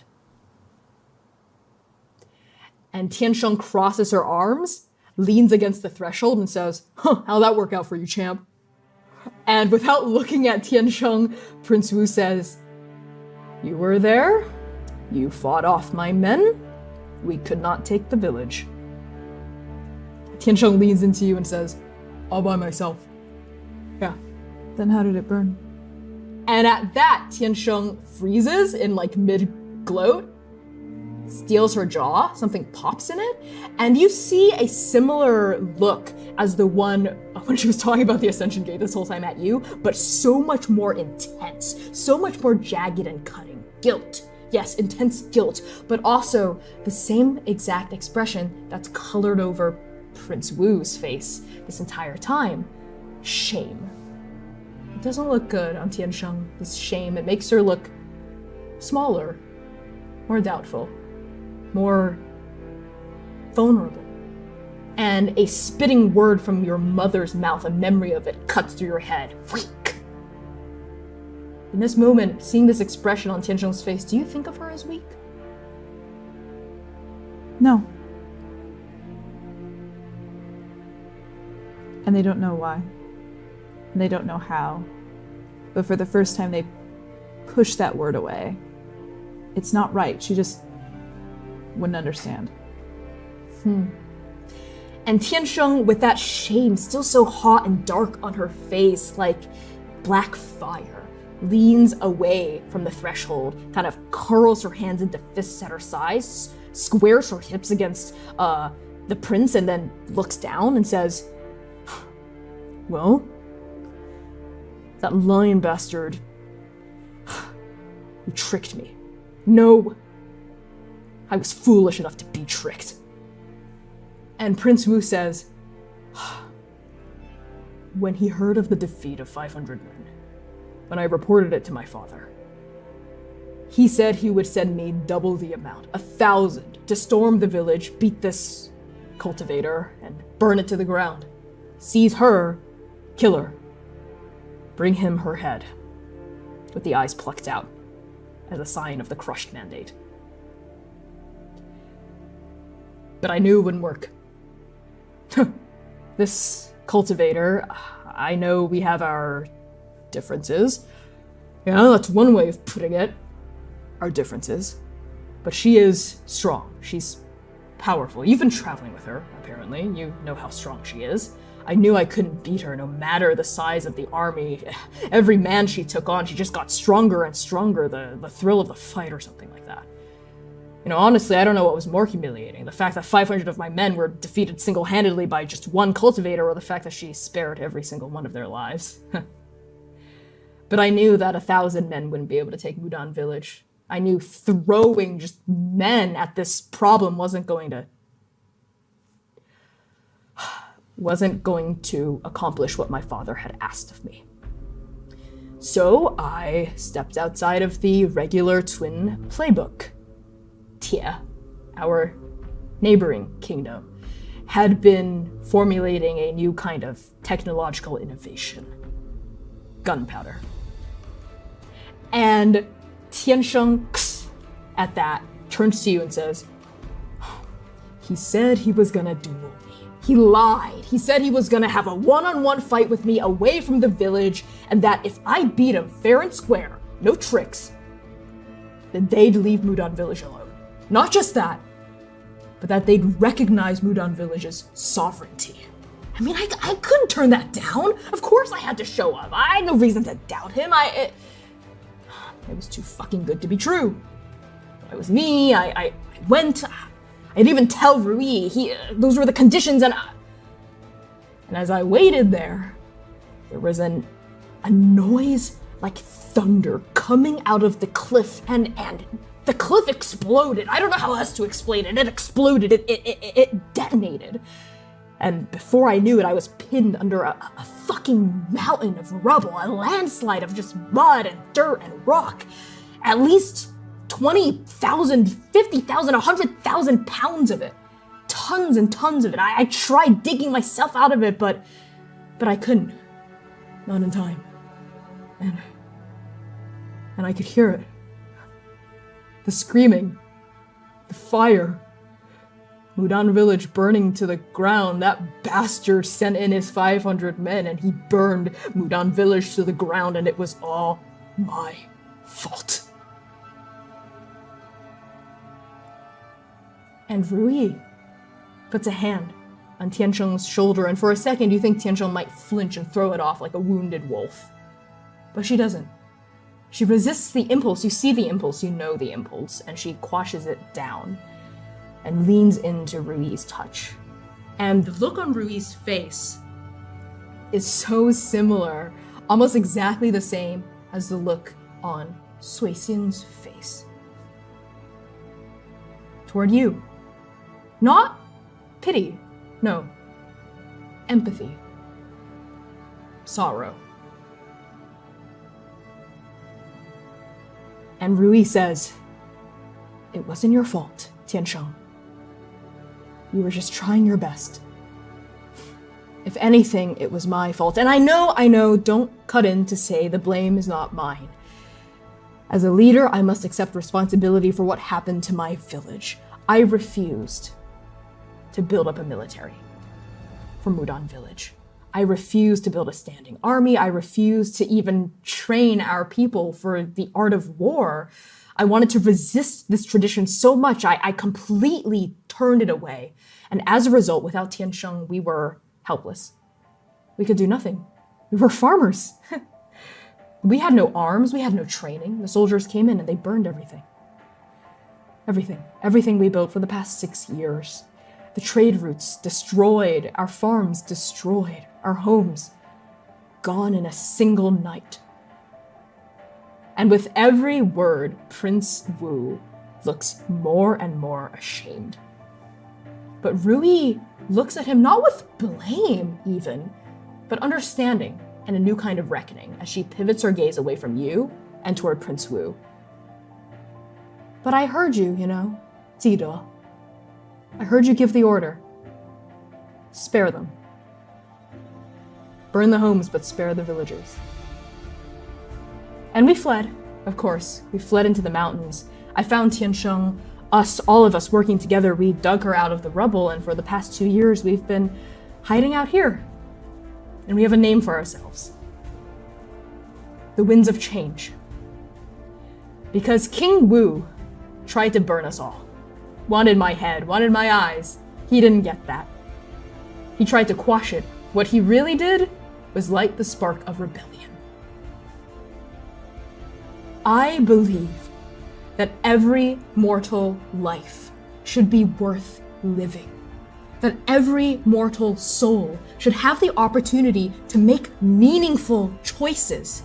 That's why I led my people away from just obeying what's always been done. That is the one thing I do not regret, no matter what happened. But now I know I have to couple that with our ability to defend ourselves, which is why we've taken up arms, we've taken up training. I've tithed to martial gods, not Tianli, that would be a conflict of interest, you understand, but other gods who understand our cause, who grant us arms, who grant us knowledge of how to defend ourselves. Choice and power, that's what we need. That's what all of us need to decide our own futures. Will you join us? Me. You. I've seen the way Tiansheng has been looking at you this whole time. You must be strong. What?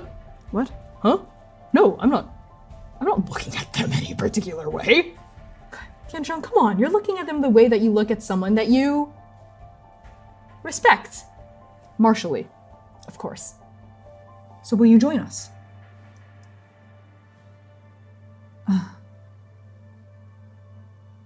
The story is more compelling than Litany wants to believe. It's more honest than they've ever felt. In a way, it's troubling.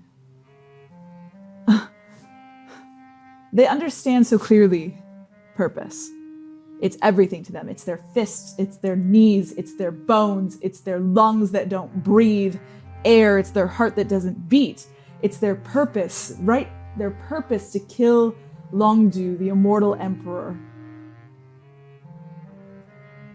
But these people, this mortal, all of these mortals, all three of them, they have a purpose too. And the way that Rui's hand rested on Tiangshen's shoulder, it was a purpose that loved them back. It was a purpose that would let them say mother.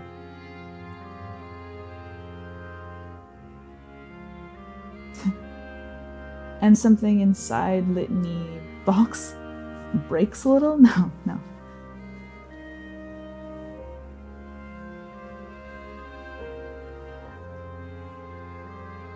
They want to say yes. But they can't. Why not? They have a mission. They have a purpose. It's about redemption. I told you already. It's about redemption. It's about killing the god they were meant to kill. It's about your mortal heart. It's not about that. It's about choice. I can't. I need to go to an ascension gate. Understood. But, fate smiles upon us all. That's where we're headed. Like I said, we're going to Chuancheng, and the Ascension Gate is in the capital.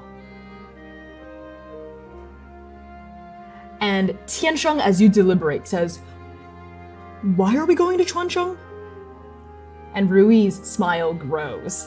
You see, Tiansheng, when you set out 3 weeks ago on your quest and you stole the river seal from King Wu, and Tiansheng goes, we don't have to, right, okay, yep, that's where I got the river seal.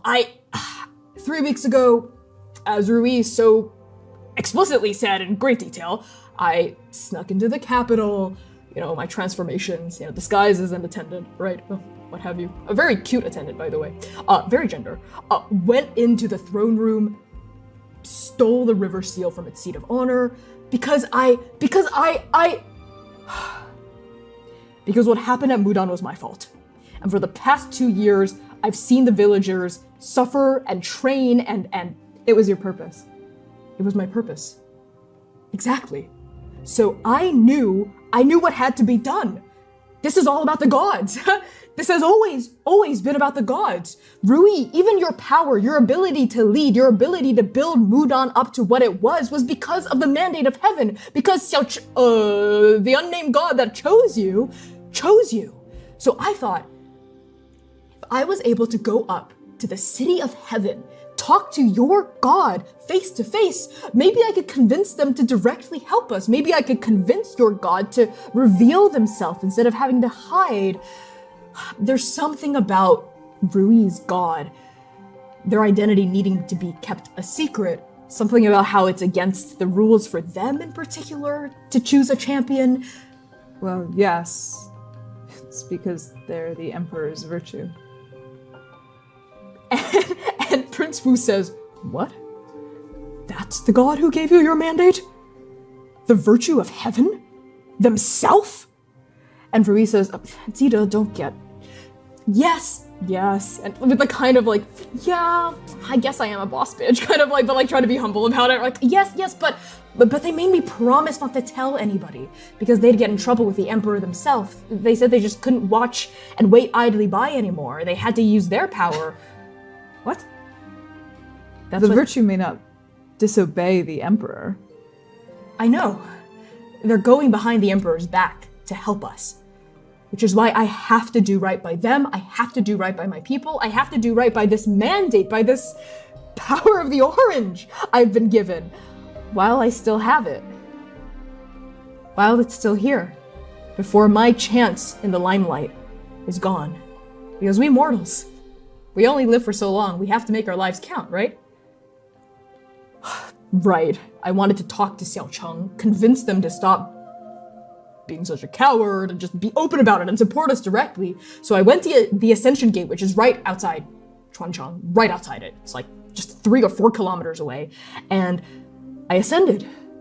I went to the city of heaven. It was, I mean, the gods there, they are lookers, let me tell you that. But as soon as I tried to find the virtue, I tried to go to this, what's it called? The Hall of Grand Fate. Peerless Destiny. Yeah, the Hall of Peerless Destiny.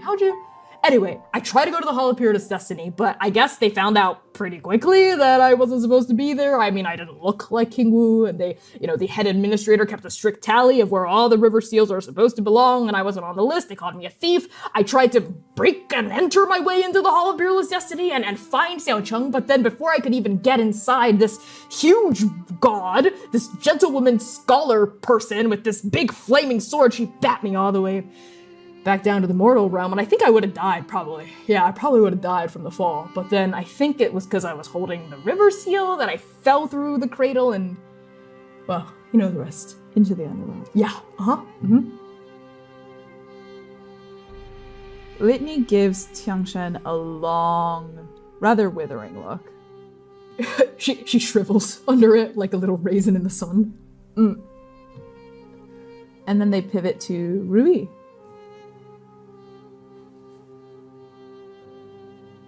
Fine. I'll travel with your winds of change until I reach the Ascension Gate. Lovely. We would be honored to have you, because the time to strike is now. After the river seal was discovered missing, King Wu sent out the vast majority of the standing army remaining in Chuancheng to look for it. Which means the capital is, and Tiansheng cuts in with understanding, undefended. A skeleton crew at most. Now's the perfect time. But the way to get in, and she looks reluctantly at Prince Wu. I have maps of the palaces. I have maps of the secret tunnels that will lead us right to the throne room. Even your rebel camp of 500 some, 600 some, would be able to take the capital easy, right now.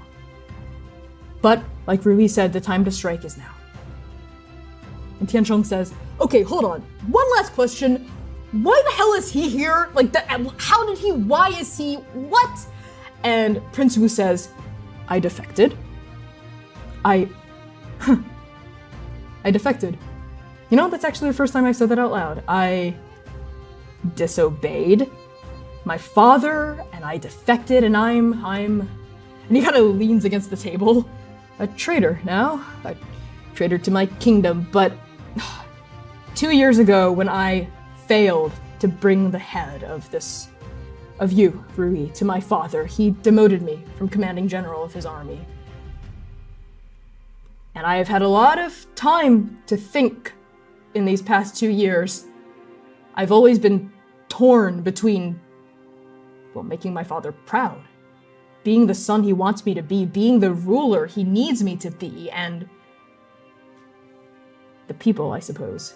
It's just not right to kill defenseless villagers, that's all. And Rui turns that face, that expression of sorrow and empathy that she had held for Tiansheng onto Prince Wu. And she turns it inward. You've never seen anything like it before.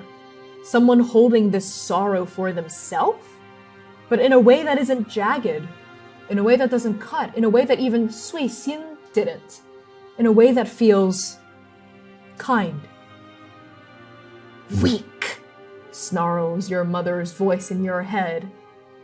Kind, weak, kind. And Rui says to Tiansheng, to Prince Wu, perhaps also to you, we're all failures. And it's not a judgment, it's not an indictment, it's not a snarl. It's just a statement of fact. And she follows it up with, but that's not always a bad thing. Because yes, I failed my people when I chose the route of pacifism, when I completely shirked some of the lessons of tradition. And yes, I also failed when I used the mandate of heaven to stand against King Wu, because in his eyes, that made me a failure of his kingdom. That made me a failure of a villager. And in his eyes, you, Prince Wu, are also a failure. By choosing not to commit slaughter, by choosing your people, you failed. You failed him. And Tiansheng, my dear Tiansheng, my protector, my knight, my stalwart hero, you blame yourself. I know you do. You think you have failed as well when you were tricked by Prince Wu. But truly, it was us who failed you for relying on you solely to protect us, to protect our village. And perhaps there is a failure for you as well to think that you are the only one able to shoulder that burden. Let us help ourselves. That's the best way you can help us. Yes, we need your strength, Tiansheng. Don't turn your face from me now. We need your strength. But we must also shepherd our own. As for you, Litany, name of a weapon, name of a person. I know not your story. I know you are the daughter of Queen Tigu, a very fearsome and impressive and burden-filled name. I know not of your story, I know not of your failures. But I hope that these breaks do not define us, but help guide us toward a path we get to tread ourselves.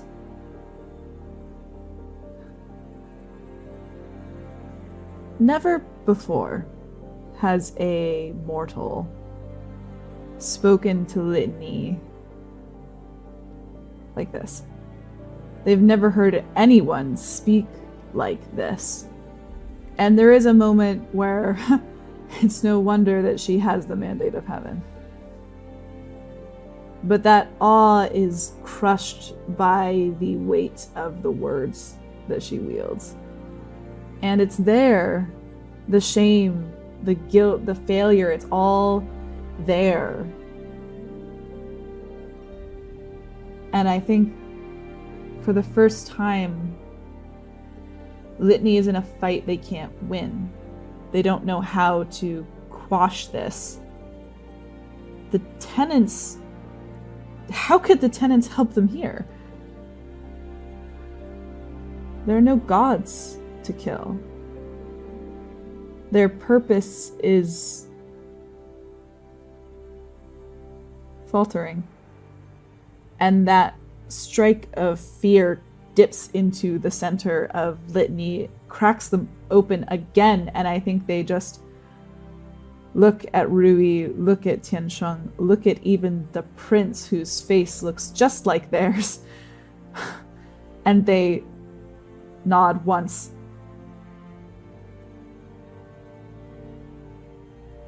May the winds be in your favor, then. And they stumble backward out of the room. They turn, they go. I think on seeing you stumble, right, there's a moment where something in Rui's gaze flickers. She says, and may hope sing from every peak. We leave at dawn, is everything? And you hear Tiansheng go, oh, yeah, litany? And you hear footsteps following you out. For a moment when they're alone on this little porch out front, they don't go very far. They don't run anywhere. Where are they going to go? They don't know anything about Yaolan. They need to stay here. They need to focus. They need to be a better god killer than this. Right? Right. There's a moment where they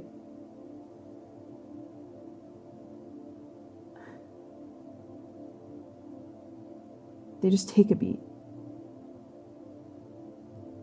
And they hear it. Their mortal heart. The dum. The dum. The dum. The dum. They are a failure. And for so long they've lived under the weight of that. But this place is weightless. How can that be? Really? Could they also? No. And I think that's when Tiansheng catches up to them. Hey, I think I know why you're upset. They just kind of huff and turn their face away from her. I'm sorry. I'm sorry I lied about the Ascension Gate. Wow, I needed to get back here. And you understand why now, right? Because it's like Rui said, I failed these people. And in that moment, something clicks for you that is what Rui said. It's what you're mulling over, but you understand her intentions as not calling Tiansheng a failure, but saying that it's more complicated than that. But it seems to have only registered in its surface reading for Tiansheng. And as Tiansheng continues, you see a reflection of your own struggle here happening on her face as those words, just like they're sticking with you, stick with her. Failure. I failed. I failed Mudan Village. I mean, our leader said so herself. So I had to get back here. I had to tell her everything that was happening. I had to report about my other failure up in the City of Heaven, getting knocked all the way down to the underworld. I'm glad they were able to do something, I guess, with my plan, stealing the river seal. I'm glad that ended up working in our favor. You don't understand. Mortals are allowed to fail. You say that like you're not immortal. I'm not. Okay, but you're not immortal either. Yeah, that's what your fucked up soul has been telling me. What? I've been watching it change these past 5 days. Hell, it's changing right now. It's kind of freaky. It's freaking me out. What are you talking about? Remember how I said your soul was so heavy and... Okay, most mortal souls move. They're like flame. It's kind of like tea, you know, it wavers like a vapor. It has a color. Your soul is just black. It's a black hole. And it looks so heavy. And even looking at it, I feel like I'm gonna drown in it. And I can't imagine what it feels like to carry it around. But this entire time, I've been seeing cracks in it? I don't know. They're bright though. Like these bright little, I don't know, cracks. They've been getting wider? Moving even? Right now. So yeah, your soul does read kind of mortal, but also not. But it's definitely not a god soul, but also it kind of is. It's something in between, and it's both, and it's neither. That's the best way I can explain it. But that means you're allowed to fail too.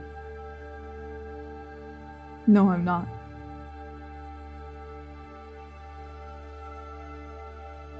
I've already come so far.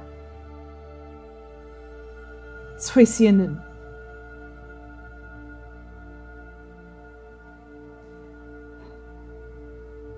I can't fail again.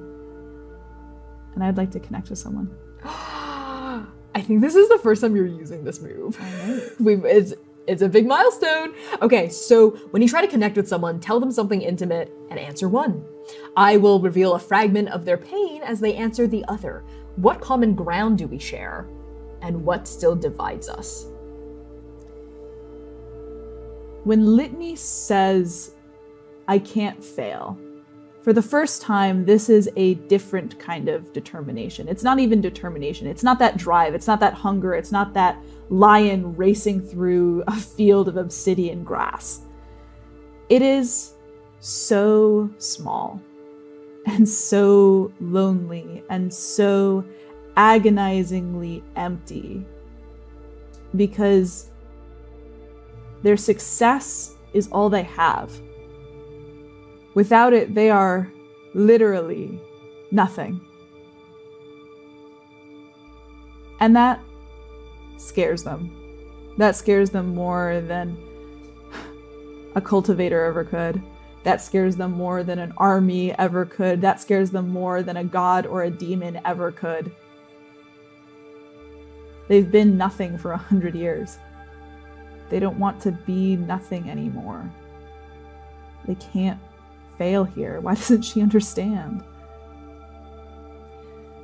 And I think that's the common ground you share, if that's okay with you. Because you're both struggling in this moment, asking yourselves, why can't they just understand? That's what you don't understand, what she isn't getting. And she looks at you and the words tumble out of her mouth. No, that's not... Look, I know you're doing this for your mom, your maker, and you have to do this thing, and I get it. I know what it feels like to have to do this thing, but what I just don't get about you is why you can't see other pathways to that. Can't there be other ways to you know, do right by your mom? Maker? Mom? Do you have to just kill the Emperor? Can't you make her happy some other way? Like by living your best life? Right? That's what Ruhi wants for me. That's what the monkeys wanted for me. I mean, they couldn't talk, but I understood what they wanted. They just wanted me to be happy. And that's all your mom wants. All your mom wants is for you to be happy. So whether that's killing the Emperor or deciding to help us, maybe you can do both. Or, okay, not both. Because killing the Emperor is, and I probably shouldn't be shouting about killing the Emperor, your mission, your secret mission, because your secret mission is the fallout can be disastrous, and let's just put that aside for now. What about another way to make her happy? There is no other way. It's not about making her happy. It's about serving the purpose I was made for. Didn't she make you because she wanted a kid? You know, to like raise a kid and No, love? What do you mean? she made me to kill the immortal Emperor Longdu. I That's mean, my purpose. you've said that before, but you mean literally? That's... Oh.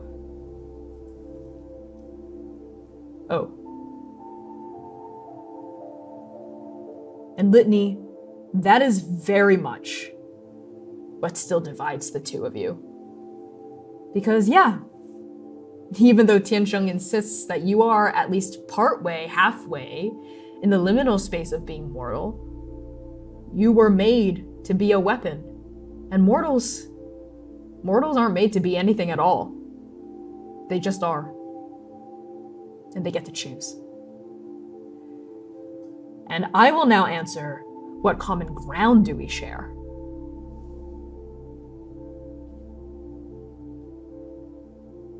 You know, for what it's worth, your soul kind of looks like mine in some ways. I can see my own soul too when I look down at my chest. It's hard sometimes, you know, because the muscles get in the way, yeah. But it's not cracked exactly. You know what? I guess it kind of is. My soul is gold, and there are these veins that run through it, I guess, that look like cracks. They weren't always there. I got a new crack every time I started cultivating, every time I grew in power. When I found volition, I got a crack. When I left the monkeys, I got a crack. When I learned to put on clothes, I got a crack. When I failed Mudan Village, there were a lot of cracks. Then why do you keep doing it? Because it's what I want to do. Litany sits with that for a long time. Similar to the way that they've been traveling, there's a lot of silence in Litany. There's a lot of empty space that needs time to fill it. There's nothing else that can. But eventually they nod and look sideways.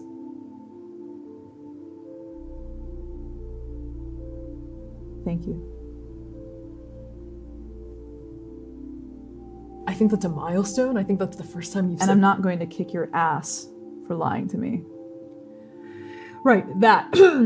I appreciate that because it still kind of smarts from when you punched me in the solar plexus way back in the underworld. Head's gonna bruise. 4 days. Not 4 days, like 4 days. You get it. Thank you for not killing me. But you will still take me to the Ascension Gate. Yes, absolutely. And that is a promise I will uphold. I'll take you there. A deal's a deal. I do uphold my word. It just might not always be...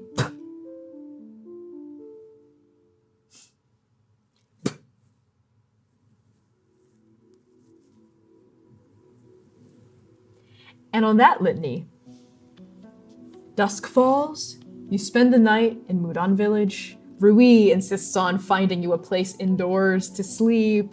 You bed down in the same room, the same area as Tiansheng. Interestingly, you overhear some of the other villagers who seem very curious about you. You can hear them in the hallway, peeking through the window, and they kind of duck down when you look.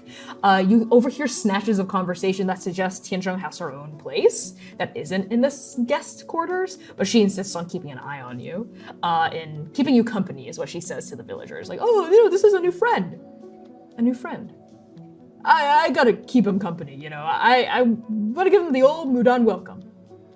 And just as Rui had suggested, when dawn breaks, this group of rebels, some 500, 600 strong at most, set out. They set out on the path that Prince Wu had drawn in accordance with Rui's knowledge of the mountain to a secret way of going through the chain so they can attack the capital, lay siege to it, sneak through it, claim the throne without using any of the major trade routes or major pathways where King Wu's army is definitely going to be moving all around and keeping eyes and sentries out for. And you travel with this group of rebels through this jagged mountain pass for several days. As you travel, you take in the nature and the world around you. It's beautiful. The colors, the breeze, It's always the sky. been beautiful. It's always been beautiful. And I think there's something healing about how beautiful it is. I'd like you to clear one strain as you spend several days traveling through the amethyst chain. And as you travel, you notice that Tiansheng basically refuses to leave your side, even though you have to stick to her because you want to keep an eye on the river seal, right? She kind of turns down invitations to hang out for too long. She kind of comes back to you, brings you munitions, shares a steamed bun with you. I think it's the first time you've ever had a mortal steamed bun. And everything seems to be going to plan. There are no ambushes, no sudden disasters, no summer rains that slow your trek. Everything seems to be going really well. The winds of fortune are at your backs. And when you are about 2 or 3 days out from the capital, and you're starting to exit the mountain chain, on the 4th day of travel, while you are walking, all of you hear shouts coming from the front of the procession, all shouting the same thing. Army! Army! And then disperse! And all the rebels shout this order, this warning up the chain. Army, army, disperse, disperse. And they start dispersing into the woods around you. And then you hear it, this army coming up the path from Chuancheng the other way. You see them from up on this peak, a sea of red and gold. You are outnumbered 1 to 3 at least. 1,500, 1,700 soldiers. One of those marching armies that King Wu had said, a twist of fate, a spike of doom. And Tiansheng, heart rate spiking, you can hear it thrumming in your chest like a war drum. She jumps to attention, unsheaths volition, and shouts as everyone disperses and the army starts coming up and they start drawing their swords and shouting, rebels, traitors, and running up the path. She says, go, I'll hold them off. And she spins volition. She's talking to you. Without a word, Litany raises their fist, cracks 1, cracks 2, and stands next to her. You square yourself. She smiles. You sure? You should go. It's gonna be pretty hard. There's like 1,500 of them. You're not failing today. And neither are you. Come on, let's see what you got when you're not throwing those punches at me. And you charge into the fray.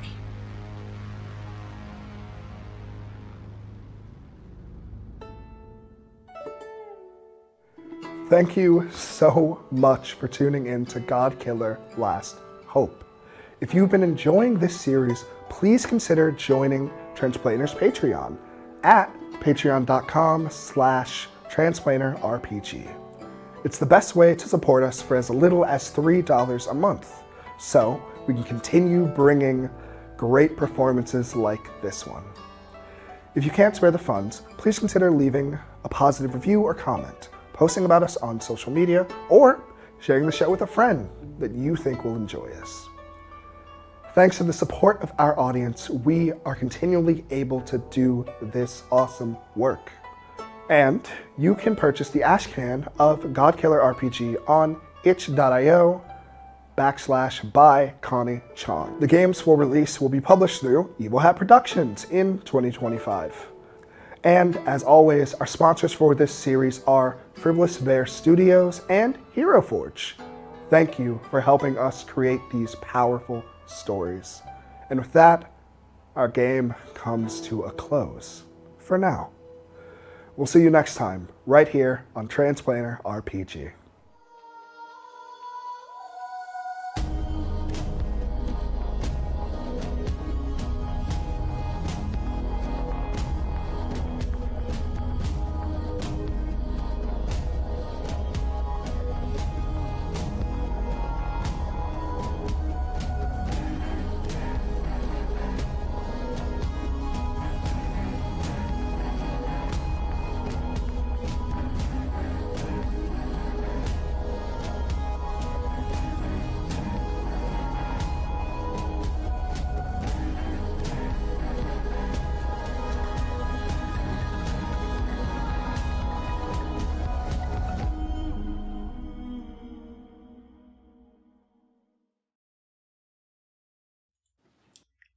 Hi. Oh my goodness. Hello, friends. Wow. I can't believe, wow, we're like halfway done with the series. Yeah. at this point of I the guess rewatch. it only is 8 episodes. Yeah, it's only 8 episodes. That's wild. Oh my goodness. All of you, thank you so much for tuning in, celebrating Godkiller, and helping us raise money tonight. For Care for Gaza, we've raised an incredible amount of 300 and I think it's, oh my goodness. Did we go 350? 350. Hey, 350. that's Oh, awesome. excellent. Amazing. Thank you so much, gosh. Northern Gale / Thank you so Abigail. much. Oh my goodness, thank you. Yeah, I see your message, and you know what? Like, if you have the means to donate, please absolutely do donate. But we never want folks to like push themselves financially for donations. We always just like to hype things up, you know, for the hype of it all. But thank you all so much for the donations tonight. Northern Gale in particular, your generosity is very much appreciated and noted. That's $350 For Care for Gaza, which is such an incredible organization doing really, really important work in the world right now. Thank you all It so genuinely much. truly is. Yes, thank you all so much. And this is a marathon of a rerun week, which also means it is a marathon of a donation week. So, you know, just a little bit here and there. And of course, our grand finale stream on Saturday is kind of where we can kind of go balls to the wall about it. We would love, I'm sorry, see, I'm tired. Give me this, yield me this, Connieism. We will be back to keep the love going, not tomorrow, but Thursday, June 26th at 8 p.m. U.S. Eastern Time with a rerun of Godkiller Last Hope, episodes 5 and 6. 5 and 6. We will see you back here, same time, same place. Yeehaw! In the meantime, this is the last week and a half-ish for you to submit your fan works to our anniversary zine. We are releasing a series of themed prompts for anyone looking for inspiration or a challenge, which you can find on our Patreon, Discord, or social media channels of any kind. And yes, you can and should please submit any and all old fan works that you have. If you submit literally 40 times, the only thing that I'm going to say to you is thank you for submitting all 40 of your fan works, because that's good for my heart and soul. So you can use !zine in the chat to share your art, illustrations, crafts, writing, cosplays, games, other creative endeavors of any kind to help us celebrate 5 years here at Transplanter RPG. Woo! Yes, absolutely. Okay, before we do a little outro spiel, I did tease a tiny cute little piece of news that we'll be sharing soon on our social media. But I'm very excited to share that Godkiller Last Hope has officially been selected for both the Apulia Webfest and the TO Webfest, or the Toronto Webfest. Yay! Go Last Hope, go! Go Last Hope, go! I'm very optimistic. Sweep. Webfest sweep. I know. Webfest I'm manifesting sweep. Another Webfest sweep, but this time with Last Hope. As we all know, Chaos swept last year. So hopefully we'll get another sweep for Last Hope. That would be amazing, which is some very exciting cool news to share. And before we go away, that's such a weird way to say that. Before we wrap up the stream for the night, please, we will be raiding someone really awesome, no doubt. So use the raid message in chat, send the love over. If you're on YouTube, hop on over to the Twitch just so you can join the raid train, and send the love over to another person who's streaming right now, someone who is really awesome. Thank you all so much for tuning in to our director's cut rerun of Godkiller Last Hope. We will again see you Thursday for episodes 5 and 6. But in the meantime, journey well, transplanters, and thank you for your contributions. Not tomorrow. Because we're taking tomorrow off. ride a We're horse. resting on a Wednesday. Yeah, because he's going out to ride a horse. That'll take all day. Yeah, Thursday. Thursday. See you Thursday, Peace out. transplanters. Bye, transplanters. Bye.